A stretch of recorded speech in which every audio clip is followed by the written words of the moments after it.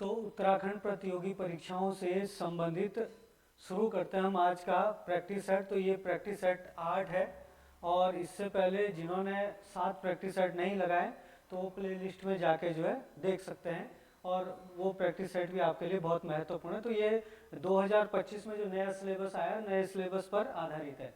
तो चलो शुरू करते हैं क्वेश्चन नंबर 1। तो पहला क्वेश्चन नंबर 1 है, प्रत्येक सैटरडे को आपको जो है ये मिलेगा पहाड़ी वाक्य। देखो पहाड़ी वाक्य झोल, पहाड़ी वाक्य झोल कम कर दियान, झोल कम कर दियान में झोल का अर्थ है, झोल कम कर दियान का मतलब है यहाँ पे कि तुम जो है आंच कम कर दो। आंच कम, आग की जो आंच होती है उसको कम करना है, इसका मतलब है ना। तो इसका मतलब झोल का अर्थ क्या हो गया, इसमें आंच है। तो आंच मतलब जिसको हम क्या बोलते हैं, आग की जो आंच जो जलती है उसको ही आंच बोला गया है यहाँ पे। तो आंच इसका अर्थ हो जाएगा। बाकी आसान सा क्वेश्चन देखो, ऊ ऊ छोटा ऊ और बड़ा ऊ के उच्चारण स्थान है, मतलब इनका उच्चारण स्थान क्या है कि जैसे हमारे मुंह में जैसे होता है कि जो जब दांतों का प्रयोग ज्यादा होता है तो उनको दंत कहते हैं, जैसे त था द नो है। अब कंठे बोलते हैं, कंठे उनको बोलते हैं जो जिनका प्रयोग जो है प्रयोग करते हुए जो गले का प्रयोग होता है। ओष्ठे उन्हें कहते हैं जिनके प्रयोग करते हुए या जिनका उच्चारण करते समय हमारे ओंठ आपस में मिलते हैं। तो जैसे हम देखते हैं तो जो वर्णमाला के जो स्वर होते हैं, स्वरों में जो ऊ और ऊ है, जब हम इनका उच्चारण करते हैं तो ओंठ आपस में मिलने की कोशिश करते हैं। तो छोटा ऊ और बड़ा ऊ आपका क्या हो जाएगा, ओष्ठ्य हो जाएगा। तो ये सी इसका आंसर हो जाएगा। अगला क्वेश्चन देखते हैं क्या कह रहा, बैसाखू और सोनिया बनी गया पंच, बैसाखू और सोनिया बनी गया पंच पहाड़ी मुहावरे का अर्थ क्या है। देखो यहाँ पे क्या है कि जो बैसाखू और सोनिया शब्द लिया गया है यहाँ पे, ये एक हिसाब से उस वे में लिया गया है कि जो मतलब योग्य नहीं है, जो योग्य नहीं है उनको जो है बैसाखू और सोनिया नाम जो है दे दिया है ना। बैसाख मतलब बैसाख के महीने से, सोनिया मतलब सोनिया तो जो मतलब योग्य व्यक्ति नहीं होता है उनको ज्यादातर क्या किया जाता है, ऐसे नाम दिए जाते हैं कि जो महीनों पर आधारित है या दिन पर आधारित है या तारीख पर आधारित है, ऐसे करके मतलब पहले होता था। लेकिन इसका मतलब जरूरी ये नहीं है, पर हाँ ये मुहावरे में सेट बैठा हुआ है। और क्या इसका मुहावरा बना है कि जो बैसाख और सोनिया है वो बनी गए पंच, मतलब वो पंच बन गए। पंच मतलब कि जो पंचायत ठाटने वाला एक पंच का जो मुखिया होता है उसको मुखिया बोलता है, उसके साथ जो पंचायत ठाटते हैं उनको पंच बोलते हैं ना। तो यहाँ पे जो है इसका मतलब क्या हो जाएगा, अयोग्य लोगों का प्रतिनिधि बन जाना, कि जब अयोग्य लोग प्रतिनिधि बन जाते हैं तो उनके लिए इस मुहावरे का यूज करते हैं, बैसाख और सोनिया बनी गए पंच, है ना। तो ये चीज आपको ध्यान रखना। अगला क्वेश्चन देखते हैं क्वेश्चन नंबर 4। इसमें देखो क्वेश्चन नंबर 4 में क्या कह रहा है, इनमें से कौन सा कथन सही है, इनमें से कौन सा कथन सही है। प्रविशेषण एक विकारी शब्द है जो अविकारी शब्दों की विशेषता बताते हैं। देखो भाई, प्रविशेषण एक विकारी शब्द नहीं है, वो अविकारी शब्द है। प्रविशेषण एक अविकारी शब्द है, ये तो आपका गलत हो गया। प्रविशेषण एक अविकारी शब्द है, ये बिल्कुल सही है। और जो प्रविशेषण होते हैं ना वो क्या होते हैं, विशेषण की विशेषता बताते हैं। अब देखना आंसर क्या निकलेगा कि जो प्रविशेषण प्रविशेषण होते हैं किसकी विशेषता बताते हैं, विशेषण। ये विशेषण की क्या बताते हैं, विशेषता। देखो कैसे बताते हैं जरा वो भी देख लो। विशेषता, विशेषण की विशेषता ये कैसे बताते हैं, जैसे सपोज हमने कहा कि सुंदर लड़की, हमने कहा सुंदर लड़की, लेकिन सुंदर लड़की है तो इसमें विशेषण क्या होता है कि जो किसी की विशेषता बताए। तो यहाँ पे जो लड़की की विशेषता, लड़की तो एक हिसाब से संज्ञा होगी, जो संज्ञा सर्वनाम की विशेषता बताता है उसको विशेषण कहते हैं। लड़की तो आपकी क्या हो गया, संज्ञा सर्वनाम हो गया या विशेष्य बोलते हैं इसको। और सुंदर क्या हो गया, इसमें विशेषण हो गया, क्योंकि लड़की के बारे में कुछ बताया जा रहा है कि लड़की कैसे सुंदर। लेकिन अगर इस सुंदर की भी कोई विशेषता बता दे तो वही आपका क्या हो जाएगा, प्रविशेषण हो जाएगा। अब सुंदर की विशेषता जो बताएगा वो जैसे बोल दिया कि बहुत, बहुत लगा दिया तो बहुत सुंदर लड़की, तो बहुत क्या हो जाएगा आपका यहाँ पे प्रविशेषण हो जाएगा। अब बहुत जो है प्रविशेषण हो गया तो ये जैसे बहुत हो गया, कम हो गया, ज्यादा हो गया, ऐसे शब्द इसमें दिखने को मिलेंगे। तो ये क्या होता है, अभिकारी होते हैं। तो अभिकारी होते हैं एक हिसाब से, तो प्रविशेषण तो हो गया अभिकारी। दूसरी बात है कि जो विकारी शब्दों की विशेषता बताते हैं, अब सभी विकारी शब्दों की विशेषता तो नहीं बताते हैं, लेकिन ये किसकी विशेषता बताते हैं, किसकी विशेषता बताते हैं, ये क्या है आपका विशेषण, ये विशेषण की विशेषता बताते हैं। और विशेषण अपने आप में क्या है, विशेषण अपने आप में क्या होता है, विकारी शब्द होता है। तो विकारी शब्द की ही क्या है, ये विशेषता बता रहा है। तो ये इसका मतलब ये वाला आपका सही होना चाहिए। तो इसके हिसाब से आपका बी वाला सही होगा, केवल 2 सही है। ठीक है, अगला क्वेश्चन पे देखते हैं जरा। देखो, इनमें से किसी वाक्य में निश्चयवाचक, किस वाक्य में निश्चय, किस होगा, किस वाक्य में निश्चयवाचक सर्वनाम है। देखो भाई यहाँ पे भी, यह मेरा घर है, मैं अभी बताऊंगा कि कारण क्या है, किसमें क्या है। ये उपरोक्त सभी लगाया होगा बहुत सारे लोगों ने, लेकिन ये नहीं आंसर। यह मेरा घर है, यह घर मेरा है ना, यह घर मेरा है। तो ये यहाँ पे निश्चयवाचक सर्वनाम नहीं है। यहाँ पे क्या है आपका कि ये एक हिसाब से सर्वनाम ना होकर एक हिसाब से सार्वनामिक विशेषण है। ये क्या है आपका, सार्वनामिक विशेषण। ये सार्वनामिक विशेषण है। क्यों है वो भी मैं अभी कारण बताता हूं कि क्यों है ये। वह मेरा पेन है, वह मेरा पेन है, तो ये बिल्कुल एकदम सही है कि निश्चयवाचक विशेषण है। अभी देखना क्यों है। वह धन तुम्हारा है, ये आपका क्या है, सार्वनामिक विशेषण है। और उपरोक्त सभी तो ये आपका हो नहीं सकता। देखो क्या कारण है यहाँ पे, याद रखना जब भी कभी किसी सर्वनाम का यूज किया जाता है और उस सर्वनाम का यूज जिसके लिए किया जाता है, अगर उसके ठीक बाद वो शब्द आ जाए जिसके लिए सर्वनाम का यूज हुआ है, तो वो सर्वनाम नहीं रह जाता, वो क्या हो जाता है, एक सार्वनामिक विशेषण बन जाता है। जैसे यह शब्द घर के लिए यूज हुआ कि यह घर मेरा है, तो यह के ठीक बाद जो ये घर आया, तो इसलिए जो है आपका यह शब्द यहाँ पे यह घर जो है क्या हो जाएगा, सार्वनामिक विशेषण हो जाएगा। यहाँ पे देखो वह धन तुम्हारा है, तो ये धन, वह शब्द जो है धन के लिए यूज हुआ और धन तुरंत उसके बाद आया, तो इसलिए ये भी आपका सार्वनामिक विशेषण हो जाएगा। लेकिन यहाँ पे देखो वह मेरा पेन है, पेन के लिए जो वह शब्द यूज हुआ तो वह के बीच में मेरा भी आया है, तो इसलिए यही आपका क्या हो जाएगा, निश्चयवाचक विशेषण हो जाएगा, सर्वनाम हो जाएगा। निश्चयवाचक सर्वनाम तभी होता है जब क्या कहते हैं उनके बीच में कोई शब्द या फिर जिसके लिए वो सर्वनाम यूज हुआ वो शब्द तुरंत उसके बाद नहीं होना चाहिए ना। तो ये आप इसकी पहचान करने की निश्चयवाचक और सार्वनामिक विशेषण को पहचानने के लिए जो ये सबसे बड़ी ट्रिक है। चलो अगले क्वेश्चन पे जाते हैं। बालकों में सोहन श्रेष्ठतर है। देखो जरा, बालकों में सोहन श्रेष्ठतर है, तो ये जो श्रेष्ठतर है ना, आप ध्यान रखना हमेशा कि एक है आपके पास, देखो 3 चीजें लिख रहा हूं मैं, एक लिख रहा हूं श्रेष्ठ, है ना, और एक लिख रहा हूं मैं श्रेष्ठतर, और एक लिख देंगे हम श्रेष्ठतम। ये देखो इनमें बहुत फर्क है। श्रेष्ठतर का, श्रेष्ठ का मतलब है कि वैसे तो श्रेष्ठ अपने आप में जो है बहुवचन, मतलब बहुत सारे लोगों में जो है कंपेयर बताता है, लेकिन एनसीईआरटी के हिसाब से अगर देखा जाए तो श्रेष्ठ अपने आप में किसी भी व्यक्ति को क्या बोला जा रहा है, श्रेष्ठ बोला जा रहा है। अब किसी व्यक्ति को श्रेष्ठ बोल दिया तो इसका मतलब ये नहीं बहुत सारे लोग हैं वहां पे, उनमें अगर किसी व्यक्ति को श्रेष्ठ बोल दिया तो इसका मतलब ये नहीं कि वो व्यक्ति क्या है, वो व्यक्ति श्रेष्ठ तो है, तो इसका मतलब ये नहीं कि और कोई नहीं है वहां पे श्रेष्ठ। ऐसा भी हो सकता है और भी वहां पे श्रेष्ठ हो, है ना। श्रेष्ठ इसका मतलब ये कि किसी से इसकी तुलना नहीं की जा रही, बस इसको केवल श्रेष्ठ बोला जा रहा है। लेकिन श्रेष्ठतर का मतलब होता है कि जब क्या है कि केवल 2 लोग होते, 2 लोगों में तुलना की जाती है। जैसे एक राम है एक श्याम है, तो राम और श्याम है यहाँ पे, तो बोल देंगे राम श्याम से श्रेष्ठ है, या फिर राम, या फिर क्या बोल देंगे कि राम यहाँ पे श्रेष्ठतर है, तो श्रेष्ठतर का मतलब है वो राम से श्रेष्ठ है ना।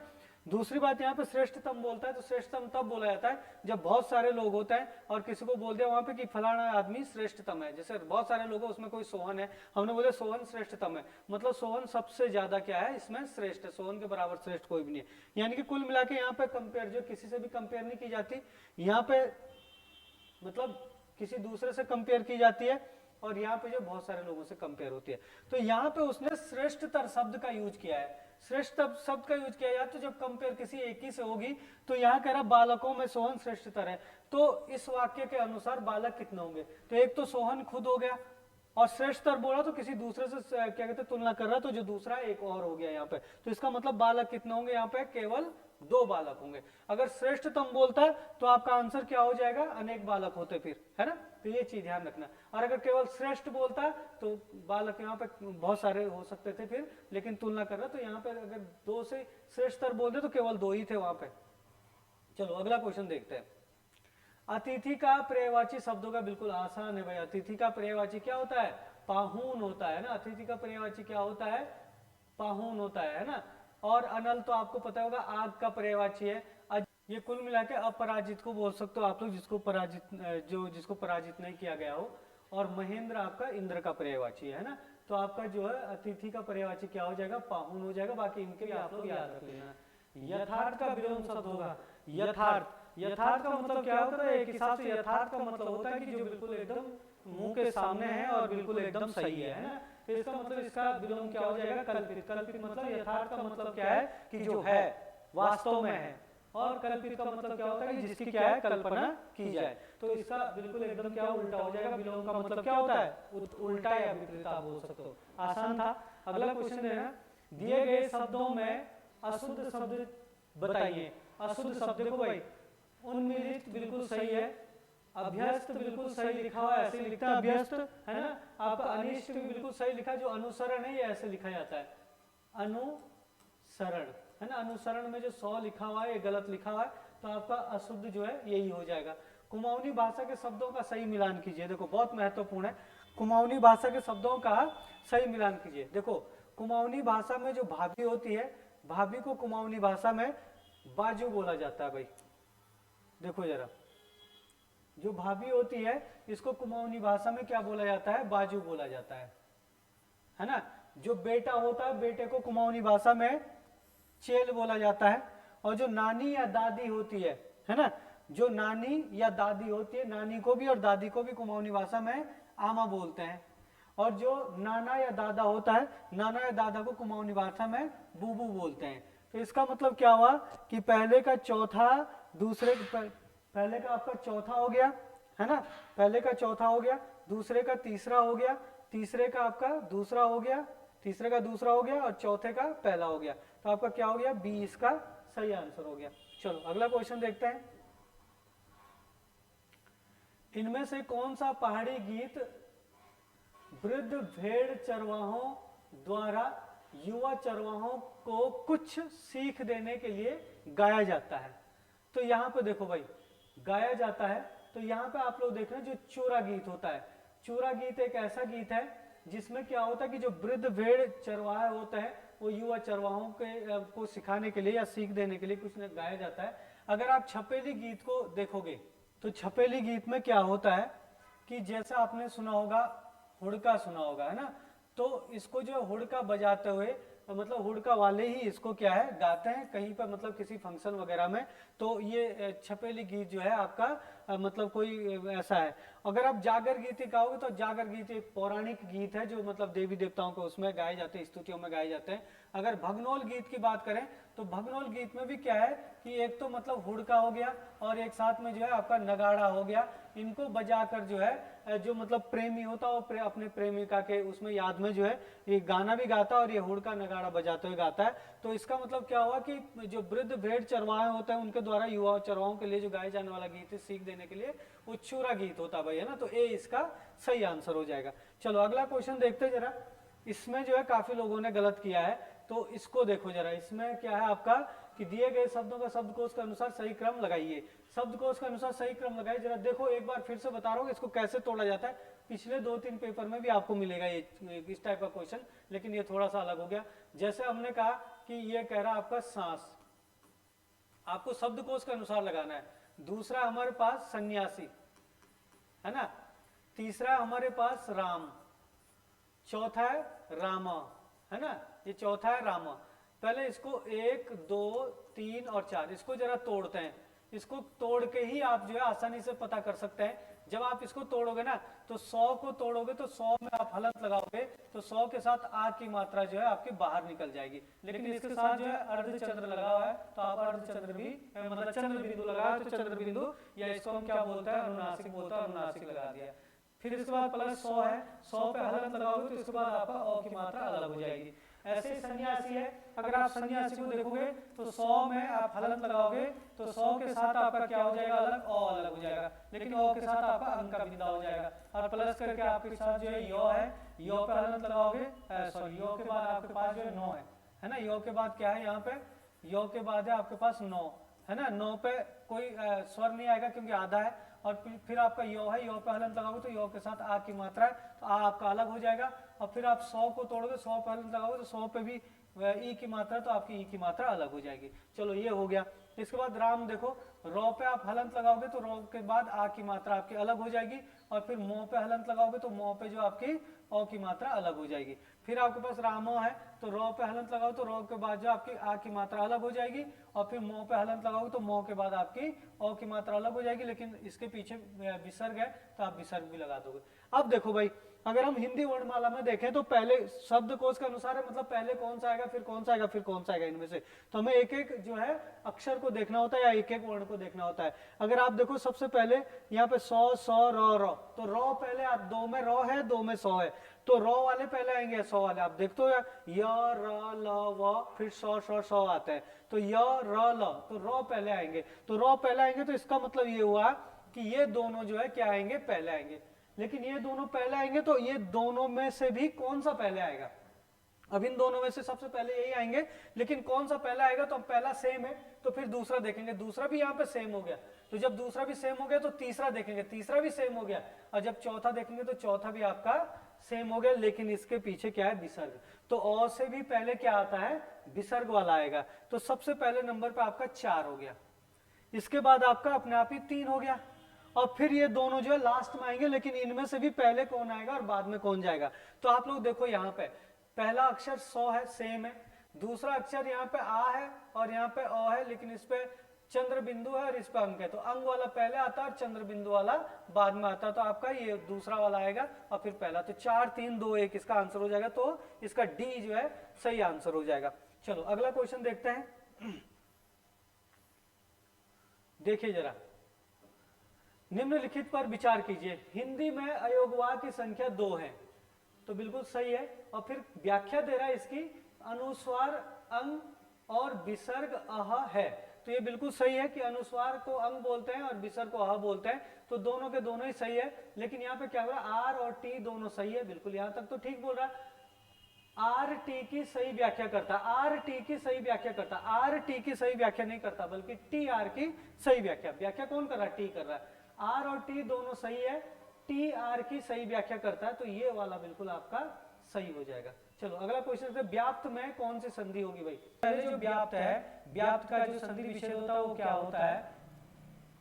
व्याप्त का संधि विच्छेद होता है वी प्लस आप्त, वी प्लस आप्त जो है इसका संधि विच्छेद होता है, किसका? व्याप्त का। ठीक है, अब यहाँ पे आप लोग देखना कि ये किसमें टूटा है, कि प्लस से पहले तो आया वी, वी का मतलब हो गया प्लस से पहले आपका क्या हो गया? ई आ गया, अब प्लस के बाद है आपका आ, तो प्लस के ठीक बाद आपका आ है, तो ये हो गया आ। ठीक है, अब थोड़ा सा गौर करना जरा आपको, जब भी कभी जो है ओ प्लस ओ, मतलब अपने आप में टूट जाए, ओ प्लस ओ हो, आ प्लस आ, ई प्लस ई, ऊ प्लस ऊ, री प्लस री, ऐसे अपने आप में टूट जाए, तो वहां पे क्या होती है? हमेशा दीर्घ संधि होती है। ठीक है, लेकिन अगर ऐसा आ जाए कि प्लस से पहले आपका ओ आ जाए या आ जाए, और प्लस के बाद आपका छोटी ई से लेकर और री तक के कोई भी स्वर आ जाए, तो आपका क्या होता है? यहाँ पे हमेशा जो है यहाँ पे गुण संधि होती है। अगर आपका प्लस से पहले ओ या आ जाए, प्लस से पहले ओ या आ जाए, और प्लस के बाद जो है आपका ए से लेकर और औ तक के कोई भी वर्ण आ जाए या स्वर आ जाए, तो आपकी यहाँ पे जो है दीर्घ संधि हो जाए, यहाँ पे जो आपकी वृद्धि संधि हो जाती है। क्या हो जाएगी? वृद्धि संधि। अगर प्लस से पहले आपका उल्टा हो जाए, मतलब इसी चीज को कि छोटी ई से लेकर और री तक के जो है पहले आ जाए, और ये पहले आ जाए, बस प्लस के बाद कुछ भी आ जाए, लेकिन ज्यादातर प्लस के बाद आपके ओ या आ मिलते हैं, कुछ जरूरी भी नहीं है कि ओ या आ मिलेंगे मिलेंगे, है ना। तो यहाँ पे कौन सी संधि हो जाएगी आपकी? यहाँ पे हो जाएगी आपकी यण संधि। लेकिन अगर प्लस से पहले आपके जो है ए से लेकर और आओ तक के कोई मिल जाए और प्लस के बाद कुछ और आ जाए, कुछ भी आ जाए, लेकिन ज्यादातर आपको ओ या आ ही दिखेंगे इसमें, या इसके अलावा कोई और भी हो सकता है, तो वहां पे आपकी जो है कौन सी संधि हो जाएगी? अयादि संधि हो जाएगी। तो इस तरीके से होता है। लेकिन हमारे यहाँ पे देखो प्लस से पहले ई आया है, प्लस के बाद आ आया, तो किस में जा रहा है? प्लस से पहले ई से लेकर री में से ई आया, प्लस के बाद आ आया, तो कौन सी संधि हो जाएगी? यण संधि हो जाएगी यहाँ पे। तो इसका आंसर हो जाएगा बी आंसर, तो यण संधि इसका सही आंसर है। चलो अगले क्वेश्चन पे जाते हैं। नेकी और पुछ पुछ नेकी और पूछ पूछ मुहावरे का अर्थ होता है, इसका अर्थ होता है कि जैसे कोई किसी की हेल्प करना चाहता है और हेल्प करना चाह रहा है कोई किसी की, तो आपको कोई हेल्प करने के लिए ये थोड़ा मतलब कोई बोल भी सकता है कि मेरी हेल्प कर दो, लेकिन अगर आप किसी की हेल्प करना चाह रहे हो तो कोई जरूरत नहीं है कि आपको कोई बोल दे कि मेरी हेल्प कर दो, जाओ सीधा उसकी हेल्प कर दो, यही कहना चाह रहा है यहाँ पे। यानी कि कुल मिला के भलाई करने में क्या पूछना, भलाई करने के लिए जो है किसी को क्या पूछना, अब जाओ सीधा और भलाई कर दो, है ना, ये है इसका अर्थ। अगला क्वेश्चन है यहाँ पे, कागज की नाव मुहावरे का सही अर्थ होगा। देखो भाई, कागज की नाव मुहावरे का जो अर्थ होगा, कागज की नाव का मतलब है कि कागज की नाव मुहावरे का अर्थ, जब आप देखो पानी में जब कागज की नाव बहती है तो कागज की नाव जो जल्दी जल्दी जो है पिघल जाती है और वो खराब हो जाती है ना, मतलब कागज गल जाता है। इसका मतलब क्या है कि कुछ समय के लिए जो टिकाऊ चीजें होती है उसको आप बोल सकते हो कि कागज की नाव है, जो ज्यादा लंबे समय तक नहीं टिक सकता। तो जो लंबे समय तक नहीं टिक सकता उसको क्या बोलते हैं, क्षण भंगुर कहते हैं। तो इसका आंसर क्या हो जाएगा, क्षण भंगुर हो जाएगा। कागज की नाव मुहावरे का अर्थ है क्षण भंगुर। अगला क्वेश्चन है, हिंदी का पाणिनि किसे कहते हैं। देखो भाई, जो हिंदी का पाणिनि है वो देखो, एक तो आपको पता है कि जो पाणिनि है वो किसे कहते हैं। आपका पाणिनि तो आपको पता है जिन्होंने अष्टाध्यायी की रचना की, वो तो अपने आप में पाणिनि होगी, लेकिन वो कह रहा है कि हिंदी के पाणिनि किसे कहते हैं। तो याद रखना, हिंदी का जो पाणिनि वो कामता प्रसाद गुरु को कहा जाता है। कामता प्रसाद गुरु वही है जिन्होंने स्वरों को क्या कहा था कि जैसे आपके क्या होता है, सघोष और अघोष होता है, तो उन्होंने कहा था कि जो स्वर होता है वो अघोष होता है। वो सबसे पहले इन्होंने कहा था कामता प्रसाद गुरु ने। ये भी प्रश्न बनता है कि स्वरों को अघोष जो है सबसे पहले किसने कहा था, तो कामता प्रसाद गुरु ने कहा था। अगला क्वेश्चन, इनमें से कौन सा एक प्लूत स्वर है। प्लूत स्वर, देखो प्लूत स्वर क्या होता है कि जिसमें एक बार में जो है मतलब आपकी जो ध्वनि है वो दूर से पुकारने के लिए यूज की जाए, या फिर जहां पे वर्णों की संख्या जो है एक साथ एक ही वर्ण की संख्या लंबा खींचा जाए, यानी कि एक से ज्यादा मात्राओं का जहां पे प्रयोग, जहां पे दो से भी ज्यादा मात्राओं का क्या किया जाता है, प्रयोग किया जाता है। जैसे बंद कमरे में हो सकता है, कोई तालाब है, तालाब में पत्थर फेंका जाता है, तो वहां पे भी प्लुत स्वर की ध्वनि मानी जाती है। यहाँ पे देखना, जैसे मैया है तो यहाँ पे मैया लिखा है, मैया के बाद जो ये लगा, ये तो ये क्या होता है, दो मात्राओं का, यानी कि जिसको गुरु बोलते हैं, ये गुरु के मात्रा का साइन है, फिर डैश डैश लिख रहा है। इसका मतलब क्या हो, ये बोलना चाह रहा मैया, ऐसे करके बोलना चाह रहा है, या शब्द को जो बहुत लंबा खींच रहा है, तो इसमें जो कई मात्राएं होगी एक साथ, तो ये क्या हो गया, आपका प्लुत स्वर हो गया। ऐसे क्या, ओम, ओम जो है हम आमतौर पे जो ओम ऐसे लिखते हैं ना, ओम ऐसे लिखते हैं, लेकिन अगर उसका उच्चारण देखें तो उच्चारण इसका ऐसे होता है। ये जो हिंदी में जो बीच में लिखा है ये 3 लिखा है, यानी कि ओ की मात्रा का 3 बार प्रयोग हो रहा है, तो 2 से अधिक मात्राएं आ रही है, तो ये भी आपका क्या हो जाएगा, प्लुत स्वर हो जाएगा। तो इसका मतलब ए और बी क्या है, दोनों के दोनों ही प्लुत स्वर है। चलो अगले क्वेश्चन पे जाते हैं। देखो, पाहुन ज्यों आए हो गांव में शहर के, मेघ आए बड़े बन ठन के सवर के। वो कह रहे हैं कि जो शहर से मेहमान आए हैं वो इस तरीके से आए हैं बन ठन के, जैसे मेघ आते हैं, है ना। तो ये इस तरीके से कंपेयर कर रहा है। तो जहां पे कंपेयर की जाती है, या फिर आपको एक और तरीका बता रहा हूं, जहां पे आपका क्या आ जाएगा, जहां पे आपका आ जाएगा मनु, मानो, जनु, जानो, है ना, आपका मना हूं, इसके अलावा ज्यों, त्यों, ऐसे शब्द जहां पे आ जाए तो समझ जाना वहां पे कौन सा अलंकार होगा, उत्प्रेक्षा अलंकार होगा। ये सारे के सारे उत्प्रेक्षा अलंकार के वाचक चिन्ह है। कई बार ऐसे भी पूछता उत्प्रेक्षा अलंकार के वाचक चिन्ह कौन से होते हैं, तो मनु, मानो, जनु, जानो, मनहु, जनहु, ज्यों, त्यों, ये होते हैं। तो यहाँ पे ये देखो ज्यों आया है, तो इसका मतलब क्या हो गया, ये उत्प्रेक्षा अलंकार का क्या हो गया, एग्जाम्पल हो गया। चलो अगले क्वेश्चन में जाते, देखो यहाँ पे देखो एफएम है ना, फ्रीक्वेंसी मॉड्यूलेशन, है ना, एफएम की फुल फॉर्म है फ्रीक्वेंसी मॉड्यूलेशन। ये भी पूछ सकता है कि शुरुआत कब हुई थी। देखो इसकी शुरुआत तो 1993 में हुई थी, लेकिन इसके बारे में जरा 2 पॉइंट और जान रहे, या 3 पॉइंट जान। अगर मैं इसकी एग्जैक्ट डेट बताऊं तो 1 फरवरी, याद रखना आप लोग, 1 फरवरी 1993 को इसकी जो है आधिकारिक तौर पर शुरुआत हुई थी। पहली बात, 23 जुलाई 1977 को जो है इसका उद्घाटन हो गया था। तो कई जगह जो 23 जुलाई 1977 भी होता दिया एफएम की शुरुआत, कई जगह होता दिया। तो जब ये होगा दिया हो तो ये नहीं होगा दिया, क्योंकि आधिकारिक रूप से शुरुआत ये हुई थी, लेकिन ये भी आपके एक हिसाब से शुरुआत ही है, क्योंकि इस समय उद्घाटन हो गया था, लेकिन ये जो औपचारिक रूप से हुआ था, ठीक है। से स्टार्ट किया गया था रेडियो स्टेशन निजी रेडियो स्टेशन की जो शुरुआत हुई थी ना, या निजी रेडियो स्टेशन जो पहला बना था वो कहाँ बना था? बेंगलोर में बना था। कहाँ बना था? बेंगलोर में बना था। और ये कब बनाया गया था? 3 जुलाई 2001। 3 जुलाई 2001। तो ये प्रश्न भी आपके बन सकते हैं, मीडिया वाला प्रश्न है, तो मीडिया को भी ऐड किया गया है हिंदी में, तो ये आप ध्यान रखना। सबसे पहली बात, अगर एफएम की शुरुआत बोलेगा तो 1993 देगा, तो ये भी सही है। और 1977 दे देगा, एग्जैक्ट 23 जुलाई 1977, तो ये भी आपका सही है। 1993 में 1 फरवरी को, है ना। और अगर ये पूछेगा कि निजी रेडियो स्टेशन जो है, रेडियो एफएम स्टेशन जो है पहली बार कब और कहाँ बना था, तो बेंगलोर में बना था। और कब बना था? 3 जुलाई 2001 को जो है पहला बना था। ठीक है, तो ये चीजें ध्यान रखना। चलो आगे बढ़ते हैं जरा फटाफट। कौन सा कथन सत्य है? देखो जरा क्या क्या बोल रहा है इसमें। लॉर्ड लेंसडाउन के कार्यकाल में नहीं किया था। आपको ध्यान रखना, जरा समझे इसको, वो आज था बार बार पेपर में प्रश्न। लॉर्ड डफरिन, लॉर्ड डफरिन का नाम सुना होगा आप लोगों ने।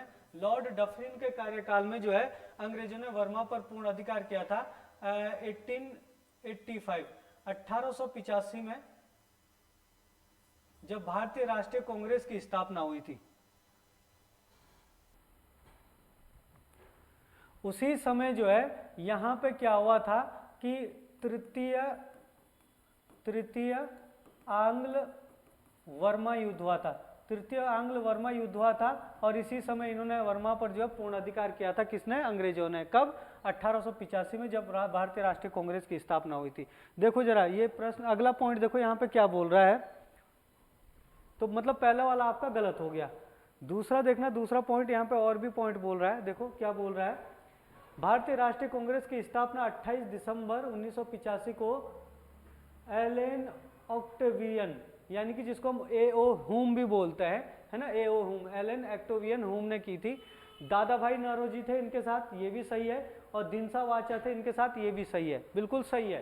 तो ये दूसरा वाला आपका सही हो गया। तीसरा है लॉर्ड एल्गिन द्वितीय 1894 से 1899 तक कार्यकाल था इनका। का कथन था कि भारत को तलवार के बल पर जीता गया है और तलवार के बल पर ही इसकी रक्षा की जाएगी। ये भी बिल्कुल सही है। लॉर्ड एल्गिन ने ही कहा था कि भारत को तलवार के बल पर जीता गया, तलवार के बल पर इसकी रक्षा की जाएगी। तो पहला वाला गलत था, दूसरा और तीसरा आपका सही है, क्योंकि पहले वाले में जो है लॉर्ड डफरिन के कार्यकाल में हुआ था। आगे देखना आप लोग यहाँ पे, इसका मतलब क्या हो गया, दूसरा और तीसरा सही है, तो आपका सी आंसर सही हो जाएगा। चलो अगला देखते हैं जरा।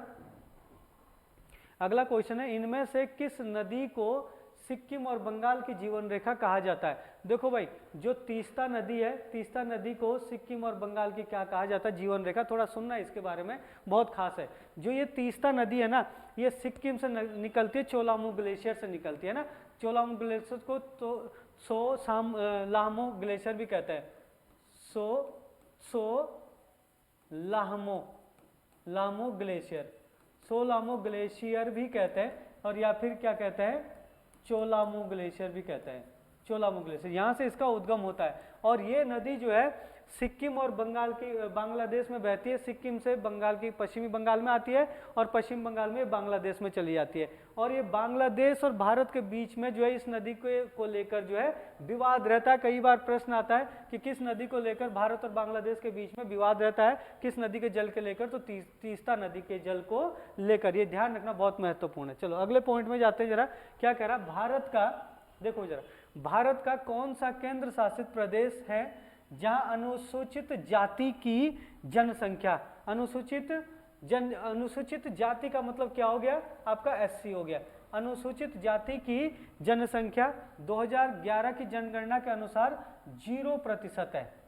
अब देखो यहाँ पर ध्यान रखना कि जो आपका लक्षद्वीप है, लक्षद्वीप समूह में जो एससी की जनसंख्या है, एससी की जनसंख्या है ना, जो अनुसूचित जाति बोल रहा हूँ, एससी की जो जनसंख्या है 2011 की जनगणना के अनुसार वो 0% है। लेकिन यहीं पे अगर आप एसटी की जनसंख्या देखोगे 2011 की जनगणना के अनुसार, अनुसूचित जनजाति की जनसंख्या देखोगे तो इसकी जनसंख्या 94.8% के आसपास है। तो ये भी आपको ध्यान रखना, ये पूछा जा सकता है। चलो अगले प्रश्न पे जाते हैं।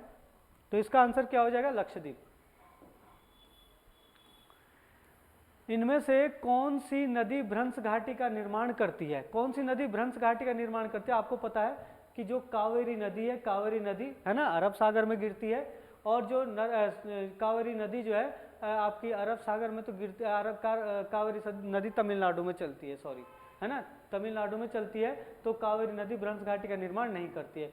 ताप्ती नदी है, ताप्ती नदी आपको पता है अरब सागर में गिरती है, और ताप्ती नदी जो है भ्रंश घाटी का निर्माण करती है। और जो नर्मदा नदी है ये भी आपकी जो है अरब सागर में गिरती है, और ये भी आपका भ्रंश घाटी का निर्माण करती है। भ्रंश घाटी क्या है कि एक हिसाब से दो पर्वतों के बीच में एक दरार टाइप की होती है, और सीधे खड़े वो बन जाते हैं इसमें ना, तो उसके अंदर बहती है ये, तो इसको भ्रंश घाटी कहते हैं। और भ्रंश घाटी या फिर भ्रंश घाटी को जो है क्या बोलते हैं, इंग्लिश में रिफ्ट वैली बोलते हैं ना, क्या बोलते हैं, रिफ्ट वैली। रिफ्ट वैली भी बोल सकता है, ऐसे भी लिख सकता है हिंदी में, रिफ्ट वैली, है ना। तो रिफ्ट वैली का निर्माण कौन सी नदियां करती है भारत में, तो ताप्ती नदी और नर्मदा नदी। तो बी और सी जो है दोनों सही है इसका।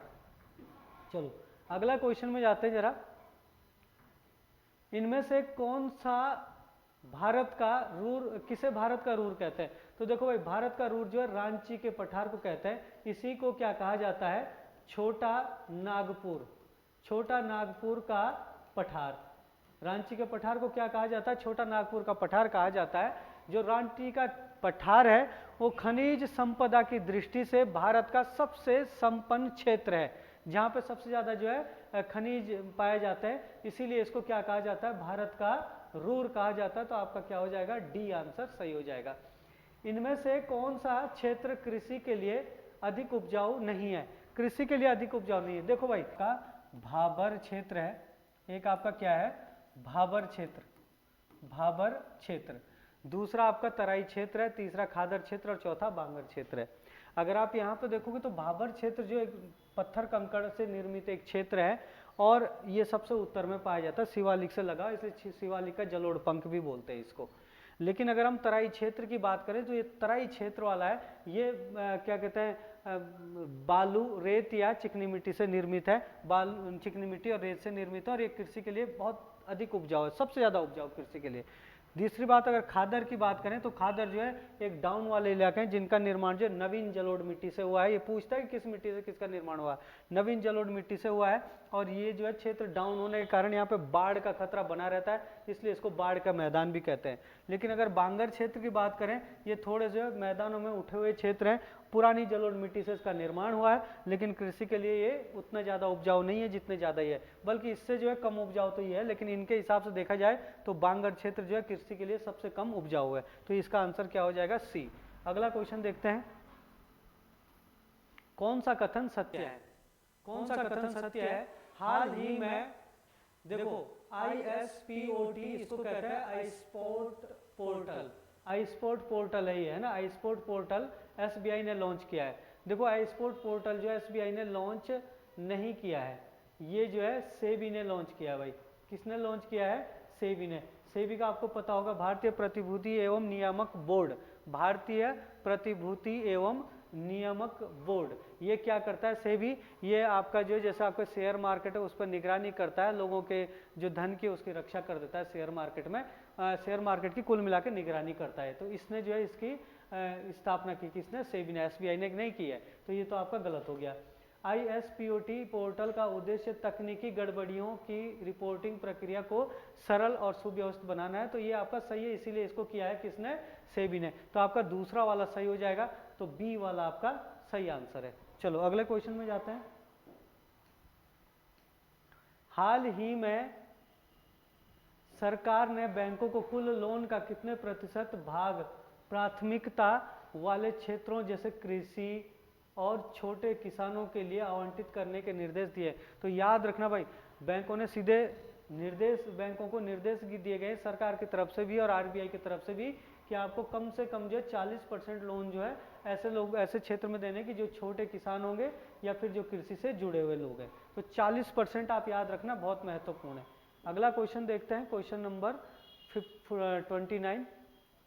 इसमें कह रहा हाल ही में colonel CK Naidu lifetime achievement award, देखो कई बार तो ये पूछता है कि CK Naidu lifetime achievement award, CK Naidu achievement award जो है किस क्षेत्र में दिया जाता है, तो ये जो है खेल के क्षेत्र में दिया जाता है, खेल में भी क्रिकेट के क्षेत्र में, क्रिकेट के क्षेत्र में किस में दिया जाता है, ये क्रिकेट के क्षेत्र में दिया जाता है। और ये जो आपका सीके नायडू जो है ये टेस्ट क्रिकेट के पहले खिलाड़ी थे भारत के पहले टेस्ट क्रिकेट के पहले कप्तान थे भारत के, और उनके नाम पे ये अवार्ड दिया जाता है।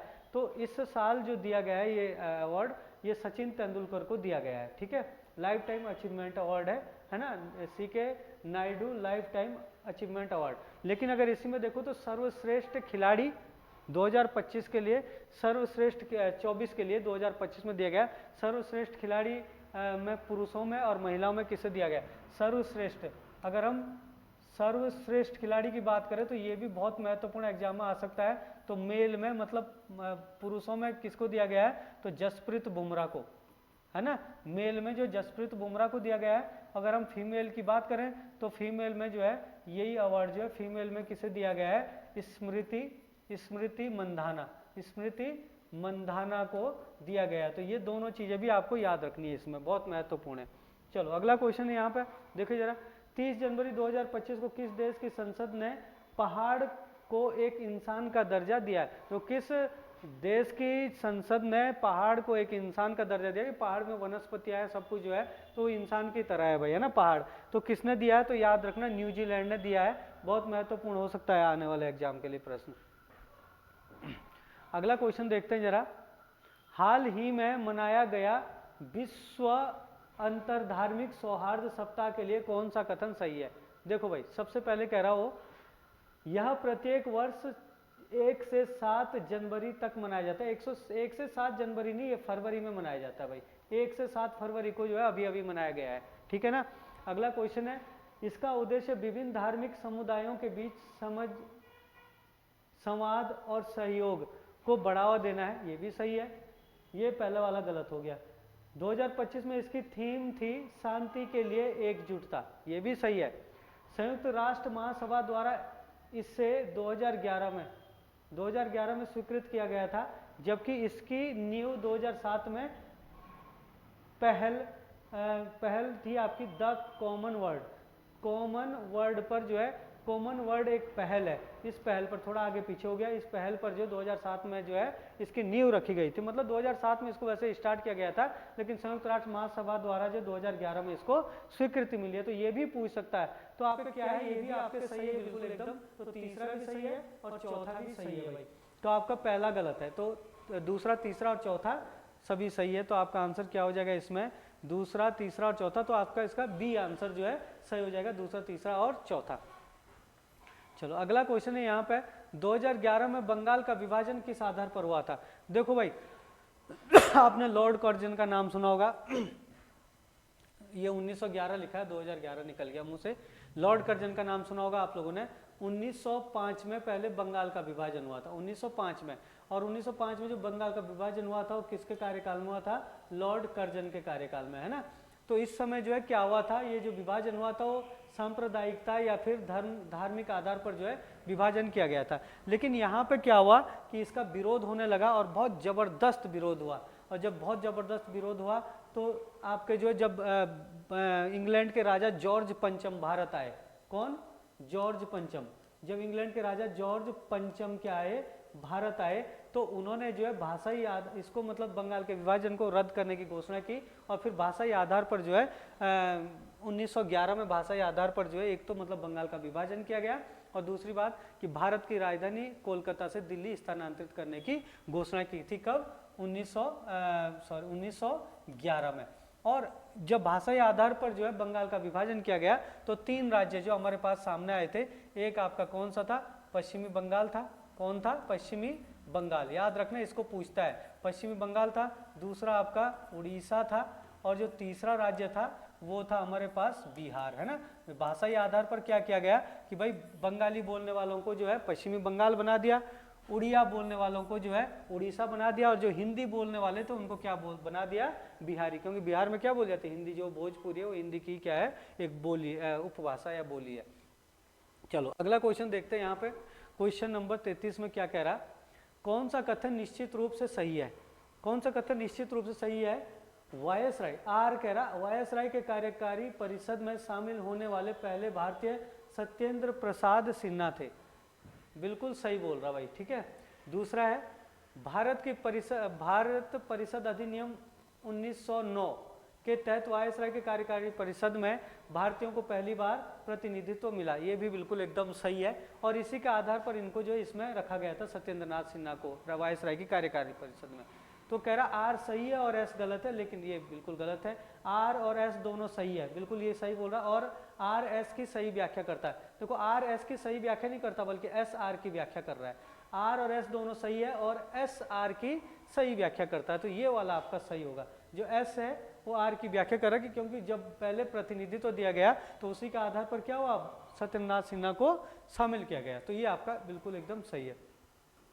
अगला क्वेश्चन है भारत के किस राष्ट्रपति की मृत्यु अपने कार्यकाल के दौरान हुई थी। देखो भाई जो जाकिर हुसैन है, यहाँ पे भी एक कहानी देखना कि जो जब क्या कहते हैं हम बात करें 1969 की, है ना। 1969 में क्या हुआ था कि 1969 में जो जाकिर हुसैन है वो भारत के क्या थे, राष्ट्रपति। जाकिर हुसैन क्या थे, भारत के राष्ट्रपति। इसी समय जो बीबी गिरी थे ये भारत के क्या थे, उपराष्ट्रपति। ये भारत के उपराष्ट्रपति थे। और अगर मोहम्मद हिदायतुल्लाह की बात करें तो ये क्या थे, आपके सर्वोच्च न्यायालय के मुख्य न्यायाधीश, सीजेआई बोल सकते हैं आप लोग, चीफ जस्टिस ऑफ इंडिया। सर्वोच्च न्यायालय के मुख्य न्यायाधीश कौन थे, आपके मोहम्मद हिदायतुल्लाह। राष्ट्रपति की अगर राष्ट्रपति का पद अगर रिक्त हो जाए, जैसे मृत्यु हो जाए या राष्ट्रपति त्याग पद दे दे, तो उपराष्ट्रपति भारत के क्या कार्यवाहक राष्ट्रपति बनते हैं।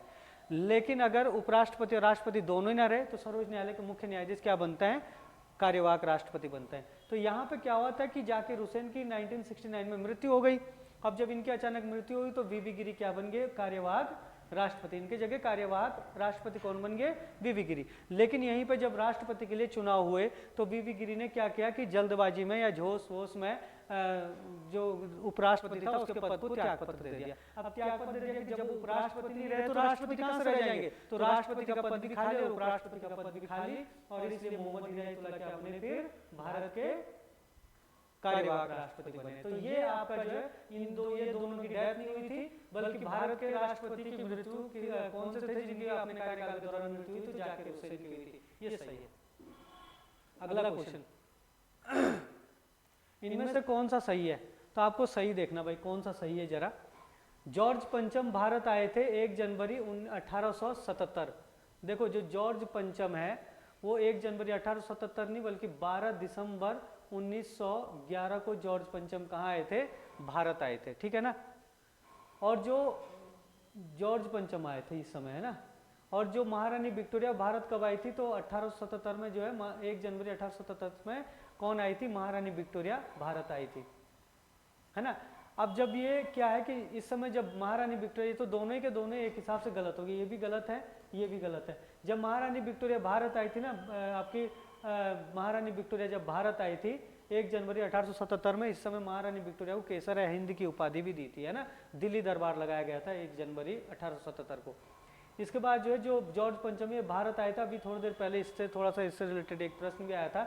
इस समय बंगाल के विभाजन को रद्द किया गया था और भाषाई आधार पर बंगाल का विभाजन हुआ था और इसी समय जो है भारत की राजधानी जो है कोलकाता से दिल्ली लाने की जो है घोषणा हुई थी। फिर 12 में 12 तक जो है राजधानी कोलकाता शिफ्ट हो गई थी। तीसरा है Mahatma Gandhi Akhil Bharatiya home rule league के अध्यक्ष बने थे 1918 लिख रहा है यहाँ पे, बल्कि महात्मा गांधी जो Akhil Bharatiya home rule league के जो अध्यक्ष बने थे महात्मा गांधी, वो 1920 में बने थे। ये भी आपको ध्यान रखना, तो ये भी गलत हो गए, तीनों के तीनों ही गलत है। तो आपके क्या हो जाएंगे, 1, 2 और 3 सभी गलत है, तो डी इसका आंसर हो जाएगा। चलो अगला देखो, इनमें से कौन सा कथन सही है, कौन सा कथन सही है। खिलाफत आंदोलन 1919 से 1921 तक मुंबई में हुआ था, जिसका मकसद तुर्की के खलीफा के पद को दोबारा स्थापित करना था, सही कह रहा है। दूसरा, खिलाफत आंदोलन का नेतृत्व तो मोहम्मद अली और शौकत अली ने किया था, ये भी सही है, बिल्कुल सही है, इन्होंने ही किया था। तीसरा, महात्मा गांधी खिलाफत आंदोलन का विरोध किया था। महात्मा गांधी ने खिलाफत आंदोलन का विरोध नहीं किया था, बल्कि महात्मा गांधी ने समर्थन दिया था, समर्थन किया था और क्या कहते हैं खिलाफत आंदोलन का। तो ये क्या बोल रहा है यहाँ पे, गलत बोल रहा है। 1921 का मोपला विद्रोह खिलाफत आंदोलन का एक अभिन्न अंग था, जिसका नेतृत्व तो वीके हाजी ने किया था, तो ये भी सही है। तो केवल तीसरा गलत है, तो पहला, दूसरा और चौथा सही है। तो पहला, दूसरा और चौथा सही है, तो पहला, दूसरा और चौथा सही है, तो सी इसका सही आंसर हो जाएगा। अगला क्वेश्चन देखते हैं, ऋग्वेद में कृषि का उल्लेख कितनी बार हुआ है? तो भाई ध्यान रखना, ऋग्वेद में जो कृषि का उल्लेख हुआ है वो 28 बार हुआ है। कृषि का उल्लेख कितनी बार हुआ? 28 बार हुआ है। अगर हम ऋग्वेद के मंडल की बात करें तो ऋग्वेद में जैसे 10 मंडल है ना, तो पहला मंडल, चौथा मंडल और 10वां मंडल, खासकर तो ज़्यादातर पहले और 10वें मंडल में होता लिखा, लेकिन चौथा मंडल भी क्या है, ये चार तीनों के तीनों जो है कृषि से ही संबंधित है।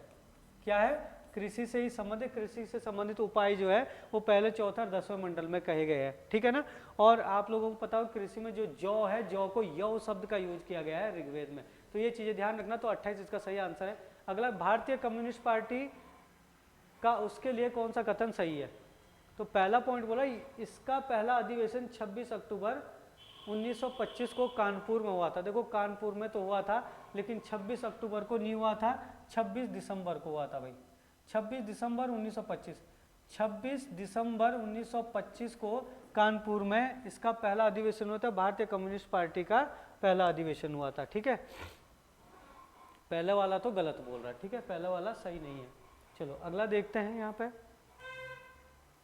दूसरा क्या बोल रहा है, 1966 में भारतीय कम्युनिस्ट पार्टी में विभाजन हो गया था और इसके पश्चात दो दल भाकपा और माकपा सामने आए थे। भाकपा मतलब भारतीय कम्युनिस्ट पार्टी और माकपा मतलब माकपा कम्युनिस्ट पार्टी, है ना, या फिर सीपीआई का मतलब है कम्युनिस्ट पार्टी ऑफ मार्क्सवादी इंडिया, है ना।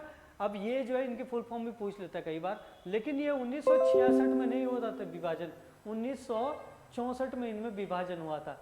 और 1964 में ये दो दल जो सामने आए थे, भाकपा और माकपा।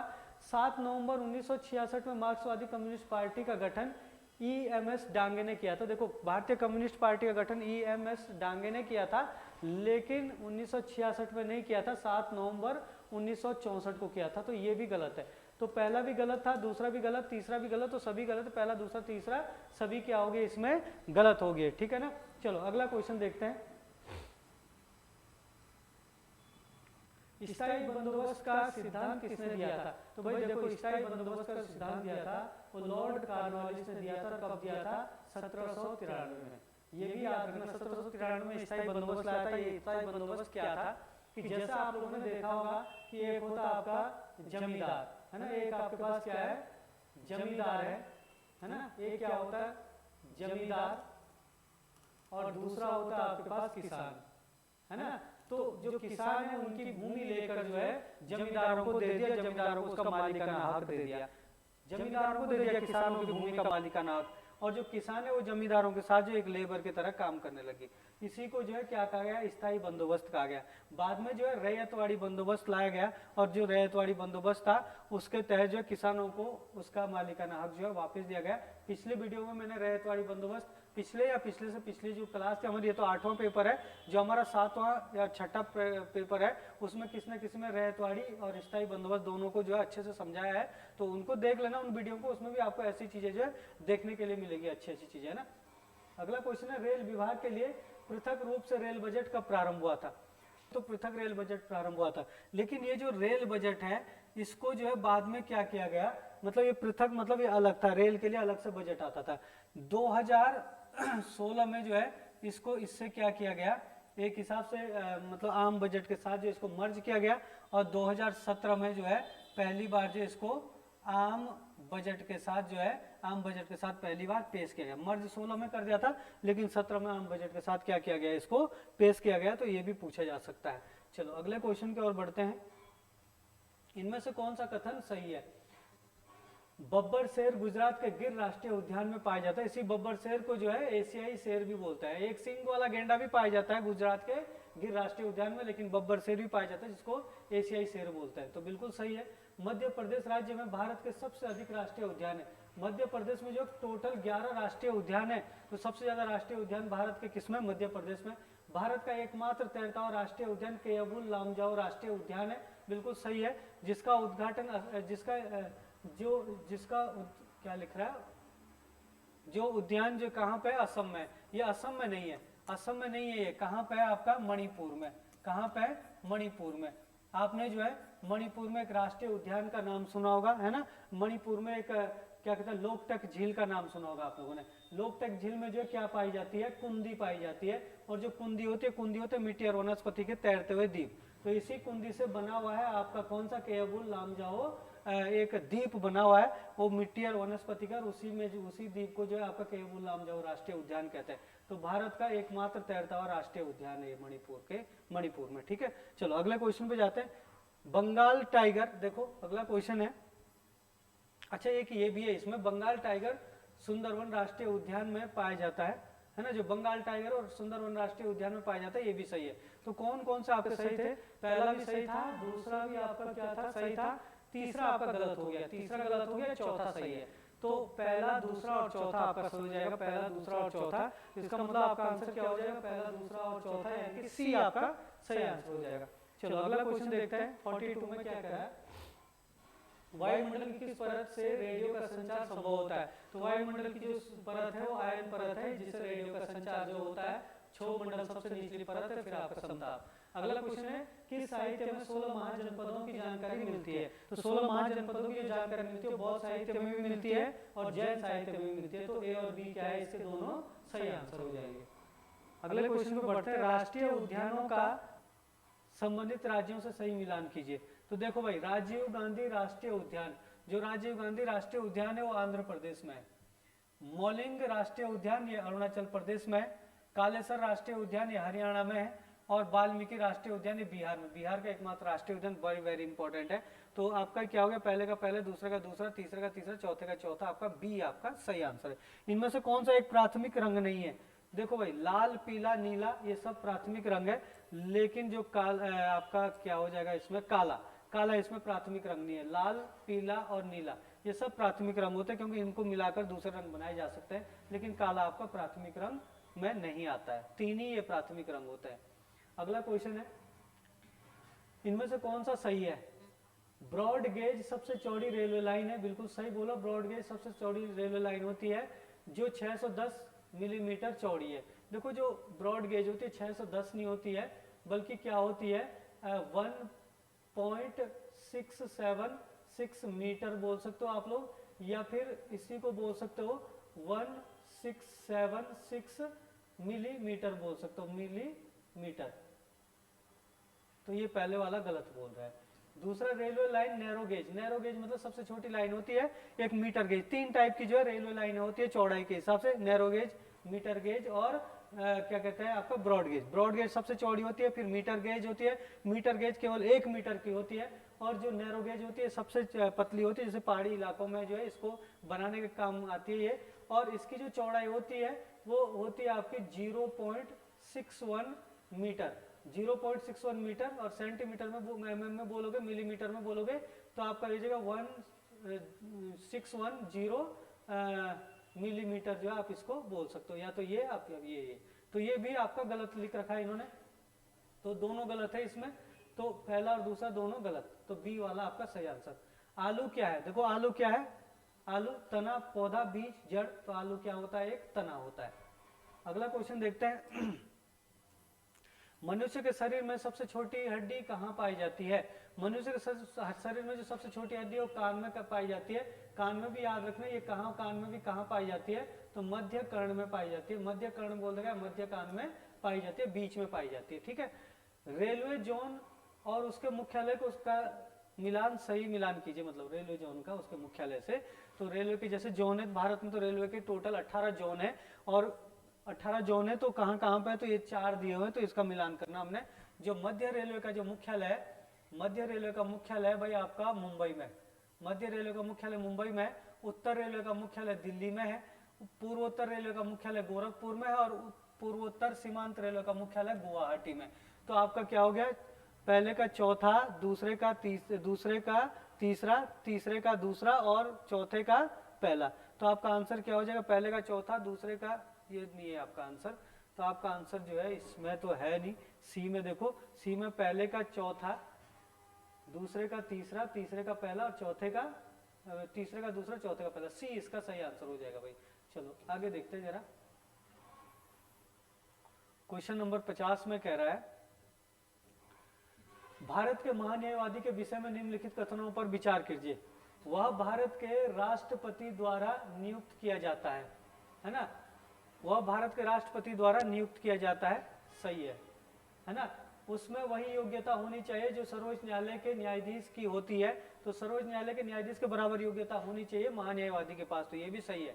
उसे संसद के किसी भी सदन का सदस्य होना चाहिए। देखो जो महान्यायवादी होता है संसद के किसी भी सदन का सदस्य नहीं होता है, तो लेकिन संसद के सदन में बैठ सकता है, उसकी कार्यवाही में भाग ले सकता है और भाषण भी दे सकता है, लेकिन वो सदन का सदस्य नहीं होता है ना, और वोट भी नहीं दे सकता वहां पे।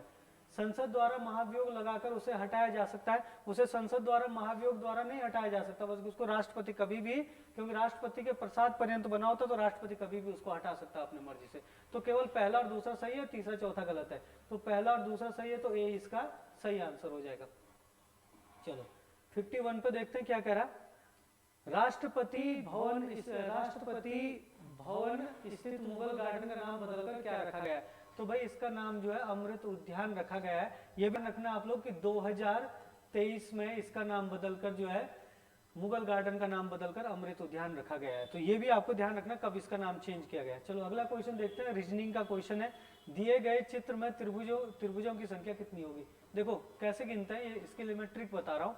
जब भी कभी इस टाइप का क्वेश्चन आएगा तो आपने क्या करना, सीधा नीचे वाले मंजिल से जाना, नीचे वाली मंजिल है ना, तो इस पर नंबरिंग करना 1 2 3 4 5 6 7 8, फिर ऊपर वाली मंजिल पे इसके नीचे जो है ये वाली लेयर है इसके ठीक ऊपर करना 1 2 3 4 5 6 7 8, फिर इसके ऊपर देखो ये वाली लाइन केवल यहाँ तक जा रही तो 1 2 3 4 5, फिर ये वाली लाइन यहाँ तक जा रही है तो 1 2 3 4 5 6 7, ये वाली लाइन यहाँ से यहाँ तक जा रही तो 1 2 3 4, फिर ये वाली लाइन यहाँ से यहाँ तक जा रही, जितनी ये है इतनी यहाँ पर 1 2 3 4 5 6 7 8, पूरी 8 जा रही है भी है ना, क्योंकि पूरी है शुरू से लेकर लास्ट तक। तो आप देखो कैसे करेंगे, आप इनकी काउंटिंग करोगे, 2 1 और 2 3 और 3 6 और 4 10 और 5 15, 15 और 6 कितना होता है, 15 6 21, 21 और 7 28, 28 7 36, 36 हो गए। इसमें भी आपके कितने हो जाएंगे, 36 हो जाएंगे। इसमें देखो इसमें कितना आएंगे, तो 5 और 4 9 10 11 12 13 14 15, इसमें आ जाएंगे 15, इसमें आ जाएंगे आपके कितने 7 और 6 13, 13 और 5 यहाँ से गिनो 1 2 और 1 3 और 3 6 और 4 10 और 5 15, 15 6 21, 21 7 28 है ना, ये हो गया आपका।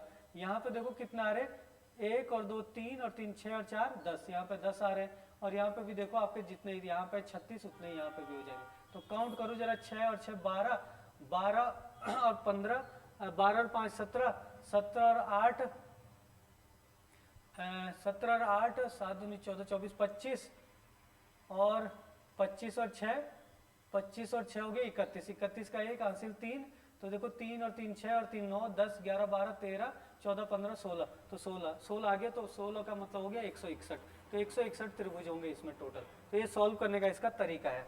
अगला क्वेश्चन देखते हैं, निम्नलिखित वक्तव्यों का सावधानी पूर्वक परीक्षण कर इस प्रश्न के नीचे दिए गए प्रश्न के उत्तर दीजिए, मतलब कोड की सहायता से। कथन ये है, भारतीय संघ में मंत्री परिषद संयुक्त रूप से लोकसभा और राज्यसभा दोनों के प्रति उत्तरदायी होता है। देखो भाई केवल जो मंत्री परिषद होता है वो संयुक्त रूप से लोकसभा के प्रति उत्तरदायी होता है, राज्यसभा के प्रति नहीं होता है।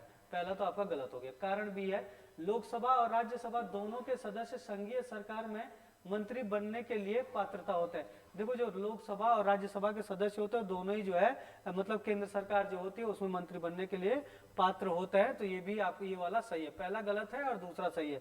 तो इसमें देखो क्या बोल रहा हूँ, यहाँ पे देखो ए गलत परंतु आर सही है, ए गलत है और आर सही है, तो यही आपका सही हो जाएगा डी वाला। चलो अगला क्वेश्चन देखते हैं यहाँ पे निम्नलिखित में से कौन सा कथन असत्य है? गलत कथन ढूंढना है। उपराष्ट्रपति को पदच्युत करने के लिए महाभियोग की आवश्यकता नहीं पड़ती है। देखो जो उपराष्ट्रपति होता है उसको पद से हटाने के लिए महाभियोग की आवश्यकता नहीं होती है। महाभियोग की जैसी बल्कि प्रक्रिया आप चलाते हो, लेकिन इसको जो राज्यसभा में जो है प्रस्ताव लाया जाता है और लोकसभा की सहमति से लाया जाता है, ठीक है ना। तो ये आपका गलत बोल रहा पहली वाला है ना, गलत बोल रहा। और हमने जो है क्या ढूंढना है, असत्य। कौन सा कथन असत्य है? तो ये सही बोल रहा है, मतलब आवश्यकता नहीं पड़ती तो सही बोल रहा है, ठीक है ना। हमने गलत वाला ढूंढना है। उपराष्ट्रपति के निर्वाचन संबंधी सभी विवादों का सभी विवादों को निर्वाचन आयोग द्वारा आयोग देखता है, बल्कि निर्वाचन आयोग नहीं देखता, राष्ट्रपति और उपराष्ट्रपति के चुनाव से संबंधित जो विवाद होता है उसको कौन देखता है? सर्वोच्च न्यायालय। सर्वोच्च न्यायालय, सर्वोच्च न्यायालय या फिर आप सुप्रीम कोर्ट बोल सकते हो, यही देखेगा, है ना। तो ये आपका गलत बोल रहा है, तो बी वाला सही हो जाएगा, बी वाला ही आंसर हो जाएगा। यदि उपराष्ट्रपति का निर्वाचन अवैध घोषित कर दिया जाए तो ऐसे निर्णय उसके पूर्व उसके द्वारा संपन्न कार्य अवैध नहीं होंगे। कुल मिला के जो राष्ट्रपति होता है और उपराष्ट्रपति होता है, अगर उसका जो चुनाव है उसने उसको अगर अवैध घोषित कर दिया जाए, लेकिन उससे पहले अगर उसने जो काम किए होंगे ना, वो जो है यहाँ पे कह रहा कि वो कार्य जो अवैध नहीं होंगे। अवैध नहीं होंगे, बिल्कुल नहीं होता, वो अवैध नहीं, वो मतलब मान्य होंगे। तो ये भी आपका सही बोल रहा है, लेकिन आपका जो गलत ढूंढना था तो गलत आपका कौन सा? बी वाला, तो बी आंसर हो जाएगा। चलो अगला क्वेश्चन देखते हैं। 55 में रीजनिंग का क्वेश्चन है, बहुत शानदार क्वेश्चन है। देखो क्या कह रहा है, P, Q, R, S, T, U, V और W एक गोल घेरे में बैठे और केंद्र की ओर संचालन कर रहे हैं, मतलब केंद्र की ओर मुंह है। तो देखो इस तरीके से भाई, जरा देखना इसको कैसे निकालते हैं। 1 2 3 4 5 6 7 8 लोग हैं टोटल, ठीक है। वो कह रहा, देखो सबसे पहले P T के दाएं दूसरा है, तो हमने सपोज यहाँ पे P बना दिया है ना, हम यहाँ पे जरा P बना देते हैं। तो जो P है वो T के दाएं दूसरा, तो T आपका यहाँ हो जाएगा। तो P जो है T के दाएं पहला, पहला और दूसरा हो गया। T के बाद पहला और दूसरा आपका P हो गया। तो जो P है वो T के दाएं दूसरा हो गया। जो R और V का पड़ोसी है, देखो इसमें जो का भी क्या होता है, जब जो बोल रहा होता है ना, तो जो का मतलब है कि वो T के लिए बोल रहा है ना। अगर ऐसा बोलता और R और V का पड़ोसी और बोलता तो आपका P आ जाता है यहाँ पे। तो T के लिए बोल रहा हूँ कि जो T है वो R और V का पड़ोसी है। तो T जो है R और V का पड़ोसी है, इसका मतलब अगर T R और V का पड़ोसी है तो R यहाँ पे अगर होगा, तो हम रफ में लिख रहे हैं अभी, तो आपका क्या है, R और V का पड़ोसी है तो आपका V यहाँ होगा। और अगर आपका जो V यहाँ पे होगा तो R यहाँ पे होगा। तो हमने रफली बना दिया कि ये यहाँ पे ऐसा हो सकता है, R यहाँ पे होगा तो V यहाँ पे, R अगर यहाँ पे होगा तो V यहाँ पे होगा, और अगर V यहाँ पे होगा तो R यहाँ पे हो जाएगा। तो चलो हम ऐसे बना देते हैं इनको ऑब्लिक में। चलो रफ है ये, पर ये T और P तो कंफर्म है, जो कंफर्म वाला होगा उसको हम जरा सटा के बनाएंगे। आप कह रहा है S P का पड़ोसी नहीं है, जो S है वो P का पड़ोसी नहीं है। तो S जब P का पड़ोसी नहीं है भाई, तो S यहाँ पे तो हो नहीं सकता। तो इसका मतलब S कहाँ, यहाँ पे भी नहीं हो सकता S। तो S आपका या तो यहाँ पे होगा इसके सामने, या फिर S यहाँ पे होगा, या फिर S यहाँ पे होगा। S जो है, जो S है वो P का पड़ोसी नहीं है, और या फिर S जो है यहाँ पे तो हो नहीं सकता S, क्योंकि यहाँ पे तो आपका कौन आ रहा, V या R में से कोई आएगा। अच्छा आगे कह रहा V U का पड़ोसी है, जो V है वो U का पड़ोसी है। अब देखो भाई V U का पड़ोसी है, तो अगर हम V को यहाँ लिखते हैं, V या तो यहाँ होगा या यहाँ होगा, ये हमने पहले ही कंफर्म कर रखा है। तो अगर V को यहाँ लिखते हैं तो V U का पड़ोसी नहीं आएगा। वो कह रहा कि जो V है वो किसका पड़ोसी, U का पड़ोसी है। तो अगर V यहाँ लिखते हैं तो V U का पड़ोसी आएगा नहीं। इसका मतलब सीधी सी बात है कि V यहाँ पे आ जाएगा और U यहाँ पे आ जाएगा, तो V क्या हो जाएगा, U का पड़ोसी हो जाएगा। और फिर जब V यहाँ पे आ गया तो R हमारा कहाँ हो जाएगा, यहाँ हो जाएगा। तो ये कंफर्म हो गया इतने सब। अब आगे देखो, अब ये भी S यहाँ पे हो नहीं सकता, ये भी यहाँ पे हो नहीं सकता, ये हमारे सब हट गए। अब S या तो आपका यहाँ होगा या यहाँ पे होगा, है ना। बाकी अब देखो क्या कह रहा, आगे कह रहा Q S और W के बीच नहीं है। जो Q है वो S और W के बीच में नहीं है। तो अगर हम Q यहाँ पे लगाते हैं तो, और क्या कहते हैं यहाँ पे S आ जाता तो Q S और W के बीच में नहीं आएगा। लेकिन दूसरी बात वो कह रहा है कि जो W है वो U और S के बीच नहीं है। जो W है वो U और S के बीच में नहीं है। और अगर हम W को यहाँ पे लगाते तो U और S के बीच में आ जाएगा। इसका मतलब आपका जो W है वो यहाँ पे आ जाएगा, W यहाँ पे आ जाएगा। तो W U और S के बीच में नहीं आएगा। अब देखो यहाँ पे क्या बोला था, Q S और W के बीच नहीं है। जो Q है वो S और W के बीच में नहीं है। तो Q अगर S और W के बीच में नहीं है तो सीधा S हमें यहाँ पे लगाना पड़ेगा, और आपका जो Q है वो यहाँ पे आ जाएगा। अगर हम Q को यहाँ लगाएंगे तो S यहाँ पे आ जाएगा, तो S और W के बीच में Q आ जाएगा। तो ये बन गया हमारा। तो अभी हमारा कंफर्म बन गया। तो यहाँ पे क्या करें, इनमें से कौन से दो पड़ोसी नहीं है। तो जो पड़ोसी नहीं है वो कौन से नहीं है भाई, अब तो हमें हटाना पड़ेगा। तो जो हमारे जो पड़ोसी है वो कौन है, हम यहाँ पे लिख देते हैं PW हमारे पड़ोसी है, ये हमारे पड़ोसी है। RV को कह रहा है जो RV है, R और V वो पड़ोसी नहीं है। देखो पहले वाला यहाँ पे दिख रहा है R और V हमारे पड़ोसी नहीं है। तो ए इसका क्या हो जाएगा आंसर। जो R और V है वही पड़ोसी नहीं था, ठीक है ना। चलो आगे देखते हैं यहाँ पे। अगला क्वेश्चन है देखो, RSTUV की माता A है। देखो क्या कह रहा, RSTU और V इनकी माता कौन है, सबकी A इनकी माता है, तो माता के लिए हमने, औरत के लिए हम माइनस लगा देंगे। लेकिन इनका पता नहीं है कि लड़के कितने लड़के हैं कितने लड़कियां, इनका पता नहीं है। देखो RSTUV की माता A है, जिसके पिता B है, मतलब इसके पिता बोल रहा है, इसके पिता कौन है, B है, इसके पिता B है तो प्लस हो जाएगा, ये इसके पिताजी हो गए। B का पुत्र C है, B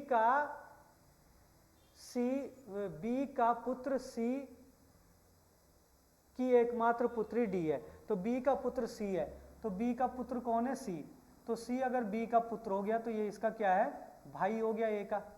और C की एकमात्र पुत्री कौन है, D, C की एकमात्र पुत्री कौन है, इसकी पुत्री कौन है, D, इसकी पुत्री हो गई D।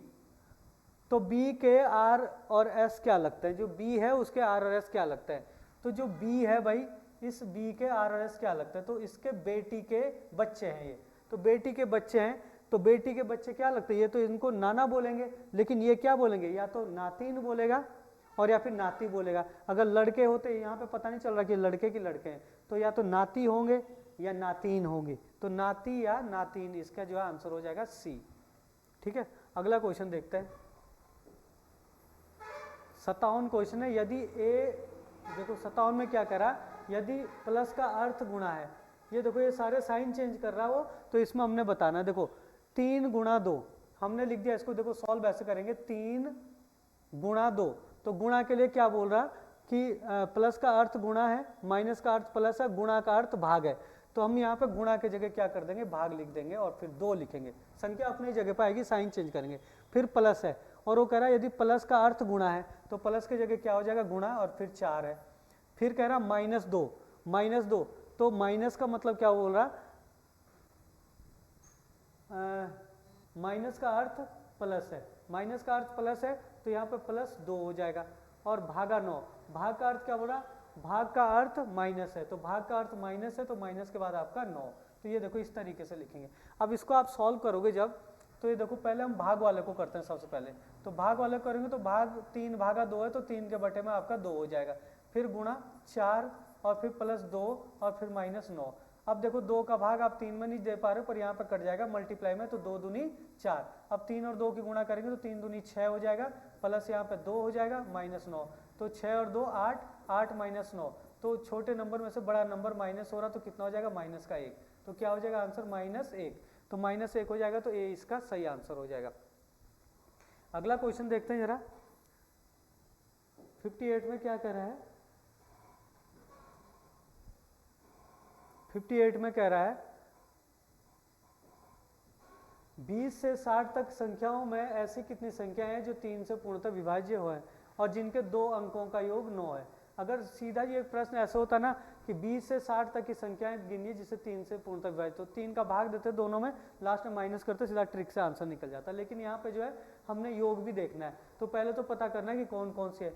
तो अगर हम 3 से देखते हैं तो 3 छक 18, देखो 3 जिसमें 3 का भाग जाएगा वो कौन होगी, जो 3 के पाड़े में आएगी, तो 3 के पाड़े में क्या आ जाएगा आपका, 3 छक 18, 3 7 21, 20 से 60 तक की देखनी है, तो 21 में जाएगा, 21 हो गया आपका, 21 के बाद आपका क्या हो जाएगा, 21 के बाद 24, 24 के बाद 25, 26, 27, 27 के बाद 30, 30 के बाद आपका 33, फिर 36, फिर 39, फिर आपका 42, फिर 45, फिर 48,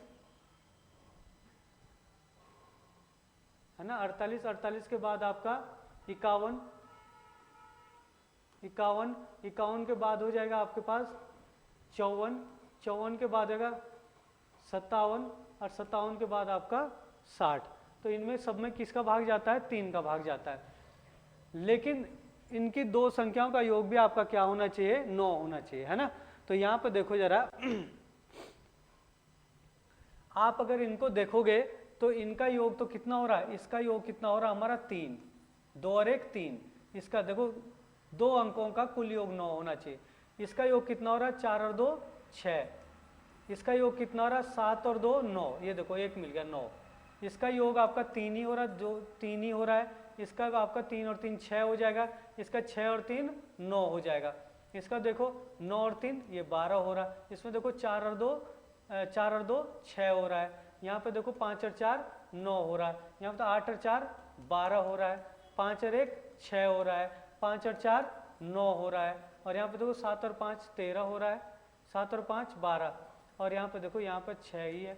तो कितना हो गया आपका कि जो हमारे 9 आ रहे हैं, तो 1 2 3 और 4, तो 4 इसका क्या हो जाएगा आंसर, तो ए इसका सही आंसर हो जाएगा। चलो अगला क्वेश्चन देखते हैं। अगला क्वेश्चन क्या कह रहा है, देखो जरा। निम्नलिखित को एक तार्किक क्रम में लिखे। तार्किक क्रम में लिखना था। ताला, दरवाजा, चाबी, स्विच, खोलना, कमरा। तो भाई सबसे पहले क्या आपके पास चाबी होनी चाहिए, तो 3 आपका सबसे पहले आ जाएगा।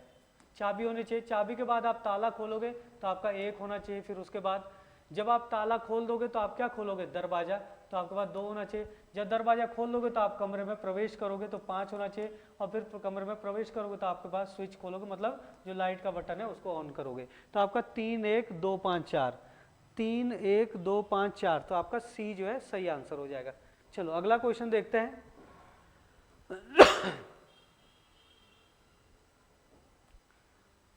प्रश्न चिन्ह के स्थान पर क्या होगा, तो प्रश्न चिन्ह के स्थान पर क्या होगा, देखो भाई यहाँ पर अच्छे से देखना जरा। 2b, फिर कह रहा 4c, फिर कह रहा 8e, फिर कह रहा 14h, और फिर इसके बाद क्या आएगा यहाँ पे, वही देखना हमने। पहले तो संख्याओं को देखो 2 है, 2 में 2 जोड़ रहा हो तो कितना हो रहा है 4, फिर 4 में वो 4 जोड़ रहा है तो कितना हो रहा है 8, फिर 8 में 6 जोड़ना तो कितना हो रहा है 14। तो क्या है, पहले 2 जोड़े, फिर 4 जोड़े, फिर 6 जोड़े, तो आप कितने जोड़ेंगे 8। तो इसमें क्या है आपका 8 जुड़ जाएगा। तो 14 और 8 कितना होता है 22। अब देखो इनको, जैसे b है तो b में देखो b c, एक बड़ा तो आपका c आ गया। फिर c से देखो c d e, 2 बड़े तो आपका e आ गया। फिर यहाँ पे देखो e f g h, 3 बड़े h आ गया। तो इसका मतलब पहले 1 बड़ा, फिर 2 बड़ा, फिर 3 बड़ा, तो अब क्या बढ़ जाएगा आपका 4, और यहाँ पर आ जाएगा h i j k l, तो यहाँ l आ जाएगा। तो 22l इसका आंसर होगा। तो इसका आंसर भी क्या हो गया, a हो गया। चलो अगला क्वेश्चन देखते हैं। अगला क्वेश्चन है, निम्नलिखित में से कौन एक सही सुमेलित नहीं है। कौन सा एक सही सुमेलित नहीं है। उत्तराखंड राज्य का गठन 9 नवंबर 2000 को हुआ था। तो बिल्कुल सही बोल रहा है यहाँ पे। जो सुमेलित नहीं है वो देखना। उत्तराखंड में कुल संभाग, देखो संभाग का मतलब क्या होता है भाई, संभाग का मतलब होता है मतलब जो आपके मंडल होते हैं। तो उत्तराखंड में कितने मंडल है, तो उत्तराखंड में केवल अपने 2 मंडल है भाई, है ना, एक गढ़वाल मंडल, एक कुमाऊं मंडल। गढ़वाल मंडल में 7 जिले और कुमाऊं मंडल में आपके 6 जिले, तो 7 और 6 13 जिले हो गए आपके। इसके अलावा ये भी मतलब ये आपका क्या हो गया, गलत हो गया। तो यही आपका आंसर हो गया, गलत वाला ढूंढना था। मुजफ्फरनगर रामपुर तिराहा कांड 2 अक्टूबर 1994 को हुआ था। तो ये भी आपका बिल्कुल सही है। इस कांड में जो है बहुत सारी जो है आपका जो है ऐसी घटनाएं हुई थी जो दर्दनाक घटना थी। यहाँ पर कई पुलिसकर्मियों ने महिलाओं के साथ जो दुर्व्यवहार भी किया था, तो बहुत शर्मनाक घटना थी। तो ये भी आपका क्या है, ये भी सही है सभी। तो आपका आंसर क्या हो जाएगा, इसमें बी हो जाएगा। चलो अगला क्वेश्चन देखते हैं।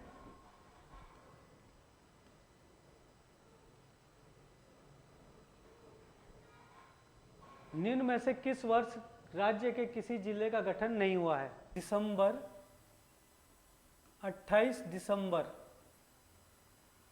1988 को हरिद्वार का गठन हुआ था। तो इसमें तो गठन हुआ है भाई, है ना, आपको ध्यान रखना है हरिद्वार का गठन कब हुआ था। 18 सितंबर 1997 को जो है आपका किसका गठन हुआ था, रुद्रप्रयाग का। ये रुद्रप्रयाग जिले का क्या हुआ था, गठन हुआ था। इसी के साथ 15 सितंबर को चंपावत का गठन हुआ था, चंपावत का। और 18 सितंबर को ही क्या है आपका बागेश्वर का गठन हुआ था। बागेश्वर मतलब इन तीनों जिलों का जो गठन हुआ था वो 1997 में ही क्या है हुआ था। 26 सितंबर 1995 को यूएस नगर, उधम सिंह नगर का गठन हुआ था। तो तो यहाँ पे भी गठन होता है। तो 1996 में इनमें से किसी भी राज्य के, उत्तराखंड के किसी भी राज्य का क्या है, गठन नहीं हुआ था, है ना। जैसे 1960 में आपके 3 बड़े जिले बने थे आपके, है ना, जैसे उत्तरकाशी है आपका, पौड़ी है ना। तो ये आपको ध्यान रखना है। इनमें से कौन एक सही सुमेलित है, सही सुमेलित है। तो देखो बुरांस फूल के खिलने का समय मार्च से मई में, जबकि बुरांस खिलने का जो समय होता है वो मार्च से मई नहीं होता, बल्कि फरवरी के अंतिम सप्ताह से, फरवरी से और मार्च तक होता है, फरवरी से मार्च होता है। तो ये आपका गलत बता रहा है ना। इस समय तो बुरांस जो है खत्म होने की कगार पर रहते हैं। ब्रह्म कमल की उत्तराखंड में कुल प्रजातियां 40 है। तो आपको ध्यान रखना जो ब्रह्म कमल है इसकी जो उत्तराखंड में प्रजातियां हैं,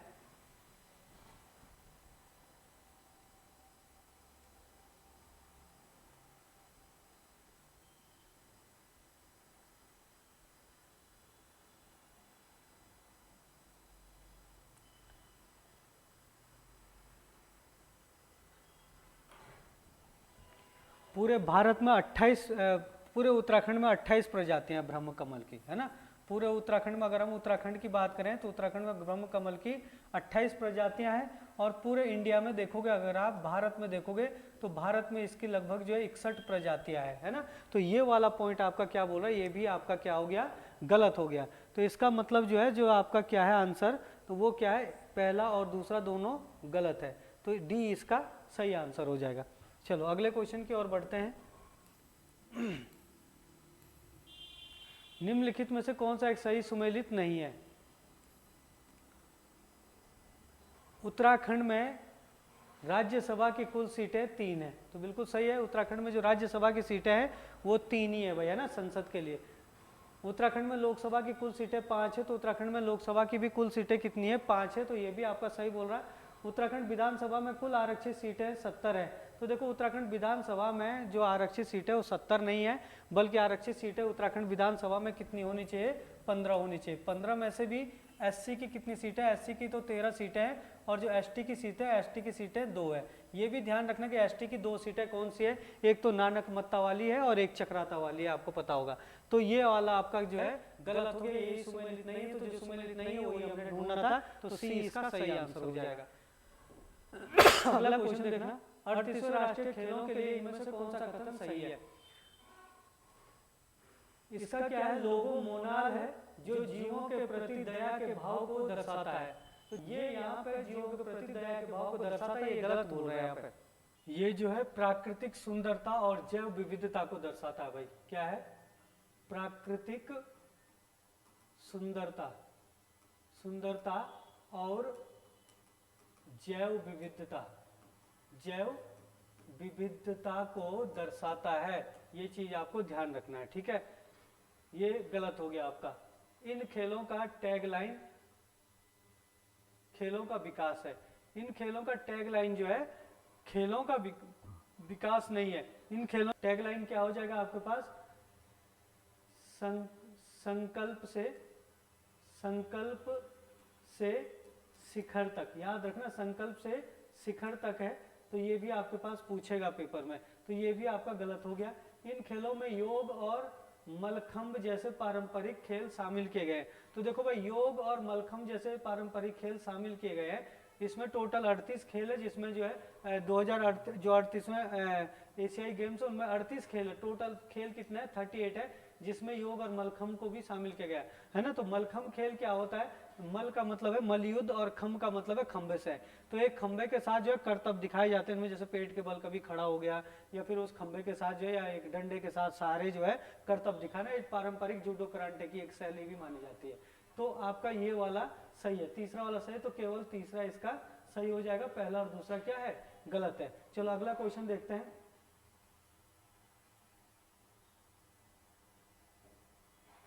कांग्रेस के कलकत्ता अधिवेशन 1986 में राज्य के किस व्यक्ति ने भाग लिया था।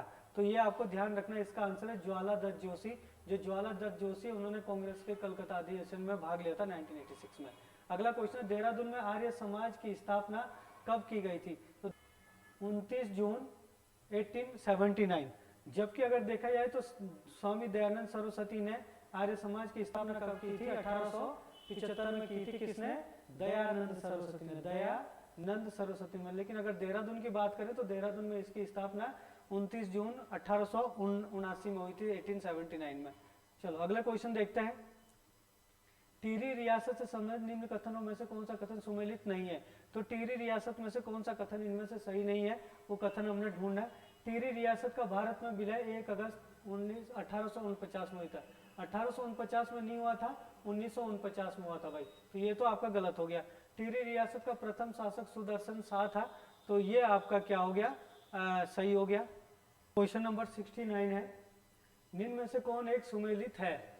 तो जो चांदपुर गढ़ी है, चांदपुर गढ़ी पौड़ी, तो चांदपुर गढ़ी पौड़ी में नहीं है बल्कि ये कहाँ पे है, चमोली में है। चांदपुर गढ़ी कहाँ पड़ता है, चमोली में पड़ता है। चांदपुर गढ़ी को राजधानी बनाया था, तो चांदपुर गढ़ी को जो राजधानी वो कत्यूरियों ने नहीं बनाया था, पंवार वंश के शासक कनकपाल ने बनाया था। किसने बनाया था? पंवारों ने बनाया था, पंवार बोल सकते हो। और पंवार वंश के शासक भी कौन? कनकपाल। जो कनकपाल है, इन्होंने लगभग 888 ईस्वी में जो है इसे चांदपुर गढ़ी को अपनी राजधानी बनाया था। तो आपका क्या हो जाएगा, इसमें पहला और दूसरा दोनों गलत है, तो इसमें जो है दोनों के दोनों ही गलत है, तो सी इसका सही आंसर हो जाएगा, है ना। अगला क्वेश्चन है, ग्वारख्या गुफा, ग्वारख्या उडियार कहाँ स्थित है? तो ग्वारख्या उडियार सबको पता होगा, ग्वारख्या उडियार चमोली में स्थित है। अगला क्वेश्चन है, करंट अफेयर से रिलेटेड क्वेश्चन है लेकिन जीके का ही है। उत्तराखंड समान नागरिक संहिता लागू करने वाला देश का पहला राज्य बन गया है। संविधान के किस अनुच्छेद में कहा गया है कि राज्य भारत के संपूर्ण क्षेत्र में अपने नागरिकों के लिए एक समान नागरिक संहिता प्रदान करेगा? मतलब किस अनुच्छेद में कहा गया? तो जो अनुच्छेद 44 है ना, अनुच्छेद 44 में ऐसे कहा गया है कि भाई जो राज्य के निर्देशक तत्व, उनमें कहा गया कि भाई कोई भी राज्य अगर अपने यहाँ पे जो है मतलब राज्य के निर्देशक तत्वों का मतलब क्या होता है कि अगर कोई निर्देश उसमें दिया गया तो कोई राज्य अपने यहाँ पे अगर लागू करना चाहता है उस चीज़ को तो ठीक है, नहीं करना चाहता है तो कोई भी जोर जबरदस्ती नहीं है इसमें, लेकिन एक केवल निर्देश दिए गए हैं अनुच्छेद 44 में, है ना। और इसी के तहत जो उत्तराखंड ने समान नागरिक संहिता जो है अपने यहाँ पे लागू की है। चलो अगला क्वेश्चन देखते हैं। टिहरी रियासत के शासकों की पदवी शाह है, जबकि इनका मूल परिवार है, इनका मूल परिवार क्या है? परमार। जो टिहरी रियासत से आते हैं परमार वंश के शासक बोलते हैं, जबकि इनको क्या है? शाह के नाम पे, उनके नाम के पीछे शाह लगाते हैं, लेकिन अगर वंश बोलते तो परमार वंश बोलते, तो बी इसका सही आंसर है। पाताल तोड़ प्रकार के कुएं तराई क्षेत्र में पाए जाते हैं, जहाँ जो देखो ऊबड़ खाबड़ मिट्टी नहीं होती, बल्कि यहाँ पे दलदली प्रकार की क्या होती है? मिट्टी होती है। और यहाँ पे जो है ये कारण क्या है? खास करके तराई क्षेत्र में तो दलदल प्रकार की मिट्टी होती है, लेकिन कारण क्या है? कारण क्या है कि यहाँ पे जो जैसे भूमि है ना, ये भूमि के नीचे जो चट्टानें होती है, इसके नीचे जो चट्टानें होती है, यहाँ पे पारगम्य चट्टानें होती है ना, और यहाँ पे जो है एक हिसाब से कठोर चट्टानें, नीचे कठोर चट्टानें होती है और ऊपर जो है पारगम्य चट्टानें होती है। तो जो कठोर पारगम्य चट्टानें होती है, यहाँ से पानी क्या है? रिश्ते रहता है ऐसे ऐसे करके, और कठोर चट्टानों के नीचे यहाँ पे पानी जा नहीं पाता, तो यहाँ पे क्या बन जाता है? कुएं बन जाते हैं। तो पाताल तोड़ कुएं उनको ही बोलते हैं जो आपके क्या होते हैं? जमीन के नीचे होते हैं, जमीन में अंदर होते हैं, और वहाँ पे जो पानी अपने आप रिश्ते रहता है और भरते रहता है। तो यहाँ पे पारगम्य चट्टानें होती है ऊपर, और नीचे कठोर चट्टानें होती है, तो इसीलिए तो इसमें तो दलदली प्रकार की मिट्टी हो जाएगी, क्योंकि यहाँ पे जो तराई क्षेत्र में मिट्टी दलदली प्रकार की होती है। चलो अगला क्वेश्चन यहाँ पे, निम्न में से कौन सा शहर, निम्नलिखित में से कौन सा शहर किसी पर्वत पर स्थित नहीं है? देखो रानीखेत आपका कुमाऊं की पहाड़ियों पर स्थित है, कोटद्वार आपका पहाड़ियों पर स्थित, गढ़वाल की पहाड़ियों पर, मसूरी आपका पहाड़ियों पर स्थित है, लेकिन ऋषिकेश किसी भी पहाड़ी पर स्थित नहीं है, तो ये इसका सही आंसर आ जाएगा, है ना। अगला क्वेश्चन देखते हैं। अगला क्वेश्चन है, कुली बेगार आंदोलन के समय किस डिप्टी कमिश्नर की ओर इशारा करते हुए बद्रीदत्त पांडे कहते हैं कि कमिश्नर साहब आपकी गोलियां समाप्त हो जाएगी, परंतु जनता की यह दीवार नहीं टूटेगी और आप असहाय खड़े होंगे, है ना। तो इसका आंसर है लोमस। किसने कहा था? ये शब्द जो है लोमस ने कहा था, ठीक है। अगला क्वेश्चन देखते हैं, निम्न में से कौन सही सुमेलित नहीं है? कौन सही सुमेलित नहीं है?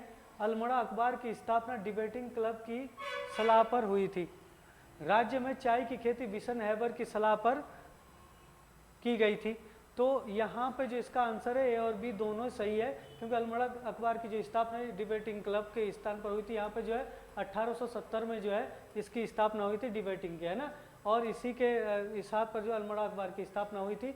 राज्य में चाय की खेती जो है बिशन हैबर की सलाह पर ही हुई थी, ठीक है ना। तो आपको ये चीज़ ध्यान रखना है, इसका आंसर क्या हो जाएगा, ए और बी दोनों सही है।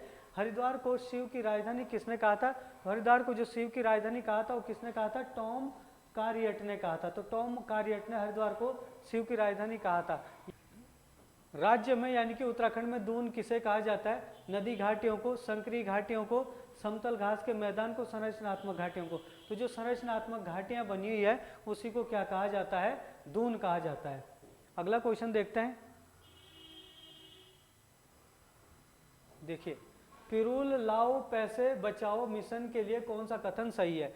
इस मिशन की शुरुआत 8 मई 2024 को हुई थी। 8 मई 2024 को हुई थी, बिल्कुल एकदम सही है।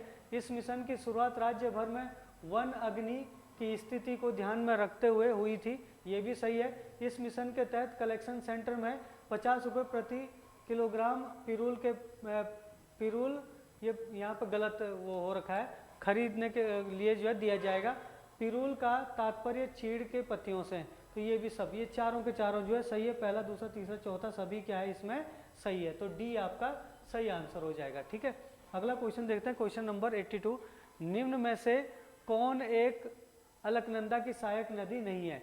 तो जो अलकनंदा की सहायक नदी नहीं है इनमें से, वो देखो, ऋषि गंगा अलकनंदा की सहायक नदी है, मंदाकिनी भी अलकनंदा की सहायक नदी है। जो पूर्वी धौली गंगा है ये किसकी सहायक नदी है? तो ये काली नदी की सहायक नदी है ना। ये किसकी सहायक नदी है? काली नदी की सहायक नदी है ना। अगला क्वेश्चन देखना, उत्तराखंड का कौन सा ताल रहस्यमयी ताल के नाम से जाना जाता है? तो भाई जो उत्तराखंड में जो रूपकुंड ताल है, आप लोगों ने रूपकुंड ताल के बारे में सुना होगा। जो रूपकुंड ताल है इसी को जो है कंकाली ताल कहा जाता है। क्या कहा जाता है? कंकाली ताल भी कहा जाता है और इसी को रहस्यमयी ताल भी कहा जाता है। जो ये रूपकुंड ताल है, यहाँ पे जो है क्या है कि कई प्रकार के जो कंकाल, मतलब 500 से भी अधिक कंकालों के लिए क्या है, फेमस है ना। और जो 12वीं से 15वीं शताब्दी के बीच के मतलब बताए जाते हैं ना। अगर देखा जाए तो ऑक्सफोर्ड यूनिवर्सिटी ने इसको 850 ईस्वी का बताया, लेकिन ज़्यादातर विद्वान जो इसको कार्बन डेटिंग से जब पता चला तो 1200 से 1500 की शताब्दी के बीच के बताए हैं। और यहाँ पे अधिक कंकाल पाने के कारण इसको कंकाली ताल कहते हैं। लेकिन रूपकुंड का मतलब इसको रूपकुंड क्यों कहते हैं? कि मान्यताओं के अनुसार, देखो ये भी प्रश्न बनता है कि मान्यताओं के अनुसार बताया जाता है कि माता पार्वती ने जो अपनी आदि सुंदरता इस कुंड, इस तालाब में छोड़ी थी, इसीलिए क्या कहते हैं, रूपकुंड कहते हैं। मतलब इतने ज़्यादा कंकाली ताल होने के कारण भी एक ताल क्या है, थोड़ा मनमोहक ताल दिखाई देता है, इसलिए इसको रहस्यमयी ताल कहा जाता है। तो ये भी आपको ध्यान रखने सारी चीज़ें। अगला क्वेश्चन है, लीसा प्राप्त किया जाता है। तो जो लीसा प्राप्त किया जाता है वो किससे प्राप्त किया जाता है भाई? लीसा जो है चीड़ से प्राप्त किया जाता है। और आपको शायद पता होगा जो लीसा पता होगा, जो पेंट होता है, पेंट में क्या पड़ता है? तारपीन का तेल पड़ता है। पड़ता है कि नहीं पड़ता भाई? तारपीन का तेल। तो जो तारपीन का तेल है वो इसी से बनता है भाई, चीड़ की पत्तियों से जो निकाला गया क्या होता है? लीसा होता है, उसी से तारपीन का तेल बनता है, जो हमारे किस में डाला जाता है? पेंट में। जब पेंट किया जाता है घर में तो पेंट में जो इसको मिक्स किया जाता है ना। अगला है, इंसाइक्लोपीडिया ऑफ उत्तराखंड किसे कहा जाता है? तो शिव प्रसाद डबराल। जो शिव प्रसाद डबराल है ये आपके जो है कवि और लेखक है, तो इनको इस इंसाइक्लोपीडिया ऑफ उत्तराखंड के नाम से जाना जाता है। अगला क्वेश्चन है, उत्तराखंड में 2004 में संचालित वंदे मातरम योजना का संबंध किससे है? तो गर्भवती महिलाओं से है ना। तो गर्भवती महिलाएं, जैसे क्या कहते हैं, गर्भवती महिलाएं हैं तो उनकी कई बार जो है जान चले जाती है और उनका जो पोषण नहीं होता, तो उससे संबंधित उनको पोषण और उनके देख रेख से संबंधित जो है ये योजना चलाई गई थी 2004 में, जिसको क्या कहता है? वंदे मातरम योजना कहा जाता है, ठीक है। इसको ध्यान रखना है। अगला क्वेश्चन है, राज्य में घराटों का संबंध किससे? घराट, जो घराट होते हैं वो पानी से चलाए जाते हैं भैया ना। पानी से चलाए जाते हैं, पानी का फोर्स उसमें दिया जाता है और उसको जो आटा पीसने के लिए दिया जाता है, ये एक हिसाब से जो है क्या है, अनाज पिसाई की ये तकनीक है ना, जिसमें आपका जैसे गेहूं है और मक्का है, धान है, इनको पीसा जाता है। अगला क्वेश्चन है, उत्तराखंड का पहला खगोल पर्यटन अभियान नक्षत्र सभा 2025 में 1 जून से 3 जून के मध्य कहाँ आयोजित किया जाएगा? तो ये आपको ध्यान रखना है, ये इसका आंसर है जॉर्ज एवरेस्ट मसूरी। तो मसूरी के जो जॉर्ज एवरेस्ट है वहाँ पे इसको जो स्थापित किया जा रहा है नक्षत्र सभा को। अगला क्वेश्चन है, सरकारी योजनाओं को युवाओं तक आसानी से पहुंचाने के लिए युवा उत्तराखंड ऐप तथा रोजगार के अवसरों को एक ही पोर्टल पर उपलब्ध कराए जाने के लिए उद्देश्य से रोजगार प्रयाग पोर्टल, एक रोजगार प्रयाग पोर्टल है और एक युवा उत्तराखंड ऐप है। तो इसका जो उद्घाटन है या इसको कब लॉन्च किया गया है, तो 9 अक्टूबर 2023 को इसको लॉन्च किया गया था भाई, किसके द्वारा, उत्तराखंड के मुख्यमंत्री श्री पुष्कर सिंह धामी जी के द्वारा। अगला क्वेश्चन है, लाल बहादुर शास्त्री राष्ट्रीय प्रशासनिक अकेडमी कहाँ पे, तो लाल बहादुर शास्त्री राष्ट्रीय प्रशासनिक अकेडमी कहाँ पे है, तो मसूरी में है। तो इसका आंसर हो जाएगा ए। अगला क्वेश्चन देखते हैं,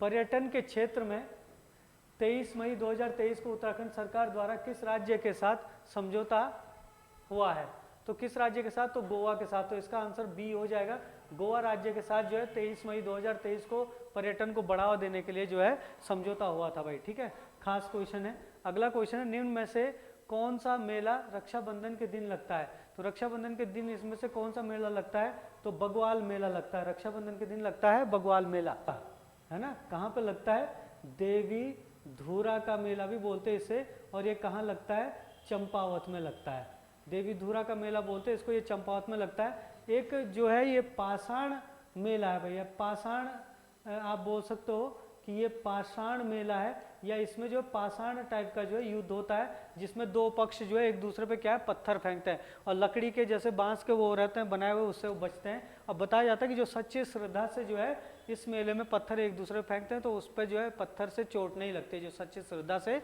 इस गेम को खेलता है, इस मेले में जो है जाता है ना। तो रक्षाबंधन के जो है त्यौहार पर लगता है, बग्वाल मेला भी बोल सकता है आप, देवी धुरा का मेला भी इसको बोल सकता है, और कहाँ लगता है, चंपावत में। तो इसमें क्या होता है, एक पाषाण युद्ध से संबंधित पत्थर एक दूसरे पे फेंके जाते हैं।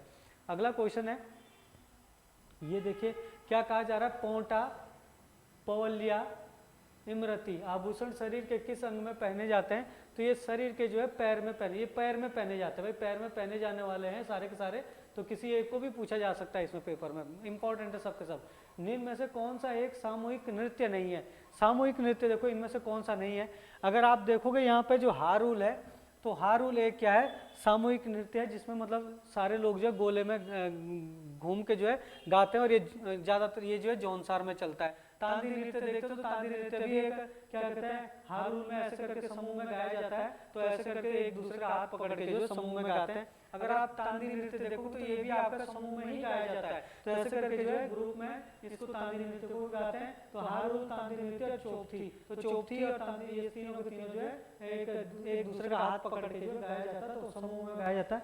लेकिन अगर लंगवीर की बात करें, तो लंगवीर है ना, ये ढोल की थाप पर जो है, ढोल की थाप पर जो है इसको मतलब किया जाता है, और इसमें जो है शिव पार्वती की कहानी को भी इसमें थोड़ा सा दर्शाया जाता है। तो ये जो है समूह में नहीं गाया जा सकता, इसको सिंगल एक दो लोग भी अपने आपस में कर सकते हैं। तो ढोल की थाप पर जो है इसको किया जाता है, इस नृत्य को, है ना। तो ये लंगवीर को याद रखना, ये आपका सामूहिक नृत्य नहीं है। उत्तराखंड में गंगा को स्वच्छ रखने के लिए अविरल गंगा निर्मल गंगा कार्यक्रम किस मुख्यमंत्री के कार्यकाल में चलाया गया था, तो आप लोग ध्यान दें, जो श्री पुष्कर सिंह धामी के कार्यकाल में चलाया गया था। और इसको कब चलाया गया था, 16 अप्रैल 2023, ये भी याद रखना, आपके पास पूछेगा। 16 अप्रैल 2023 को इस कार्यक्रम की शुभारंभ हुई थी, गंगा को साफ सुथरा रखने के लिए। और इसी के साथ साथ एक चीज और भी ध्यान रखेगा आप लोग, जो अविरल गंगा निर्मल गंगा है, इसमें एक खास बात है कि इसको जो गंगा को साफ सुथरा रखने के लिए तो इसको स्टार्ट किया ही गया, लेकिन साथ साथ में जो आपके स्रोत होता है ना, जो पानी के जो जल के स्रोत होते हैं, क्या जल स्रोत, उनको भी सुरक्षित रखने के लिए जो है चलाया गया था, तो उनको भी यहाँ इसमें शामिल किया जाएगा। पूछेगा कभी कि किससे संबंधित है ये, तो एक तो मतलब गंगा को साफ रखने के लिए, और दूसरा जल स्रोत को मतलब बचाने के लिए इसको लाया गया है। चलो अगला क्वेश्चन देखते हैं। अगला क्वेश्चन है, अघीन कुकेली पछीन मीठी कहावत का सही अर्थ क्या होगा। इसका मैं कहने का मतलब है कि पहले जो है अगेन पुकेली, मतलब आगे जो अगर आप जो है ऐसी बात बोलते हो कि जो मतलब कड़वी होती है वो बाद में जो मीठी लगती है, मतलब अगर आप जो है किसी को एक सच्ची वो बात बोलते हो तो इंसान को पहले वो खराबी लगती है, कड़वी लगती है ना। तो इसका मतलब क्या हुआ, ऐसी बात जो कड़वी लगे पर वास्तव में वो फायदेमंद हो, है ना। तो इसका आंसर क्या हो जाएगा, बी हो जाएगा। चलो अगले क्वेश्चन की ओर जाते हैं। कख नीति कख माना, राम सिंह पटवारी को कहाँ कहाँ जाना। तो ये कहावत जो है हिंदी के पेपर में भी हमने दी थी, पहले दूसरे पेपर में होगी, इसमें से आप देख सकते हो, है ना। इसका मतलब क्या है कि जो इसका मतलब है एक ही आदमी को एक ही समय में अलग अलग काम देना। तो ये आपका हो गया, मतलब एक कख नीति कख माना, मतलब कहाँ पे नीति है और कहाँ पे माना है, और राम सिंह पटवारी को कहाँ कहाँ जाना है ना। तो मतलब ये कि एक ही आदमी को जो है बहुत सारे काम या एक से अधिक काम एक साथ देना। अगला क्वेश्चन यहाँ पे, 2021 में उत्तराखंड के किन स्थानीय उत्पादों को जीआई टैग प्रदान किया गया था। तो जीआई टैग जो है किसे किसे प्रदान किया गया है, तो देखो एप्पन को जीआई टैग दिया गया है, भोटिया दन को भी जीआई टैग दिया गया है। ये जो भोटिया जनजाति के लोग हैं कंबल बनाते हैं उसको ही भोटिया दन कहते हैं, और एक बहुत गर्म और अच्छे क्वालिटी के कंबल होता है। और एप्पन आपको पता है चावल से या कुछ ऐसी चीज़ों से रंगोली टाइप की बनाई जाती है। रिंगाल, ये रिंगल नहीं है, ये रिंगाल है ना। रिंगाल आपको पता है कि बांस के जैसा एक वो होता है झाड़ी टाइप का, तो उससे बनाए जाते हैं। और टमटा उत्पाद और कुमाऊं का चूरा, है ना, कुमाऊं का चूरा, ये सारे के कुमाऊं का चूरा तेल है, ये तेल की एक मतलब ब्रांड बना दी इन्होंने। और ये सारी चीजें भी क्या है, ये टमटा उत्पाद भी आपका किसमें है, इसमें आपका आएगा। ये भी इनको भी जीआई टैग मिला है। और मुंशियारी का जो राजमा इसको भी जीआई टैग मिला, और थुलमा को भी जीआई टैग मिला है। तो ये सारे के सारे जो है जो 2021 में जो है उत्तराखंड के 7 स्थानीय उत्पादों को जीआई टैग मिला। तो ये देखो 1 2 3 4 5 6 और 7, ये सभी सातों को मिला है। तो आपका आंसर क्या हो जाएगा, डी। चलो अगला क्वेश्चन देखते हैं। कुमाऊनी होली की शुरुआत निर्वाण की होली से होती है। कुमाऊनी होली के 3 रूप इनमें से कौन से हैं। तो कुमाऊनी होली के क्या होते हैं, 3 रूप होते हैं, जिनमें क्या है आपका, एक तो हो गया आपका बैथिकी होली, एक हो गया खारी होली, और एक हो गई महिंद्रा होली। ये तीनों है। और जो बैथिकी होली है ना, इसी बैथिकी होली को क्या कहा जाता है, यहाँ पे कहा गया निर्वाण की होली। जो निर्वाण की होली है इसी को बैथिकी होली कहा जाता है। अर्थात निर्वाण की होली या बैथिकी होली के से जो है इसकी क्या होती है, कुमाऊनी होली की क्या होती है, शुरुआत होती है। चलो अगला क्वेश्चन देखते हैं। इनमें से कौन सा सही है, कौन सा सही है इनमें से। शेर ए काली कुमाऊं, यानी कि काली कुमाऊं का शेर किसे कहा जाता है, या शेर ए काली कुमाऊं बोल सकते हैं। तो हर्षदेव ओली, ये बिल्कुल सही है। काली कुमाऊं का वीर, काली कुमाऊं का वीर जो कालू सिंह महार को कहा जाता है, तो ये भी आपका सही है। तो ए और बी दोनों इसके क्या है, सही है। तो सी आपका सही आंसर हो जाएगा। तो चलो आज के लिए इतना ही देखते हैं। जिन्होंने इसके पहले जो है पिछले पेपर नहीं किए हैं वो पिछले पेपर आप कर लेना। अगर आपको एग्जाम को क्रैक करना है तो इसी तरीके से पढ़ना पड़ेगा, और ऐसे ही प्रैक्टिस सेट भी लगाने पड़ेंगे। तो हमारे हर हफ्ते जो है ये प्रैक्टिस सेट आते हैं, और इसी तरीके से जो है क्लास भी पढ़ाई जाती है। तो अगर आपको क्लास भी पढ़नी है तो काफ़ी डीपली जो है आरसी एकेडमी में पढ़ाया जाता है। हमारे आरसी एकेडमी तपोवन रोड में है, और इस पर जो मोबाइल नंबर भी लिखा हुआ है आपका स्क्रीन में आ रहा होगा लिखा हुआ। तो आप जो है क्या कहते हैं, अगर आरसी एकेडमी को ज्वाइन करना चाहते हैं तो आप आरसी एकेडमी को ज्वाइन भी कर सकते हैं। यहाँ पर उत्तराखंड है, आपका हिंदी है, और geography, history, political, GS, reasoning, जितने भी आपका जो उत्तराखंड के सिलेबस से रिलेटेड कॉम्पिटिटिव एग्जाम में जो आते हैं सब्जेक्ट, वो सारे के सारे सब्जेक्ट कवर करवाए जाते हैं। यहाँ तक कि करंट अफेयर्स भी कवर करवाए जाते हैं। और जिस बच्चे को भी क्या है, अगर मैथ रीजनिंग भी पढ़नी हो सेंट्रल गवर्नमेंट के लिए, तो उसकी भी यहाँ पर तैयारी करवाई जाती है। तो आज के लिए इतना ही। जिन्होंने पिछले प्रैक्टिस सेट नहीं देखे वो जरूर देख लेना भाई।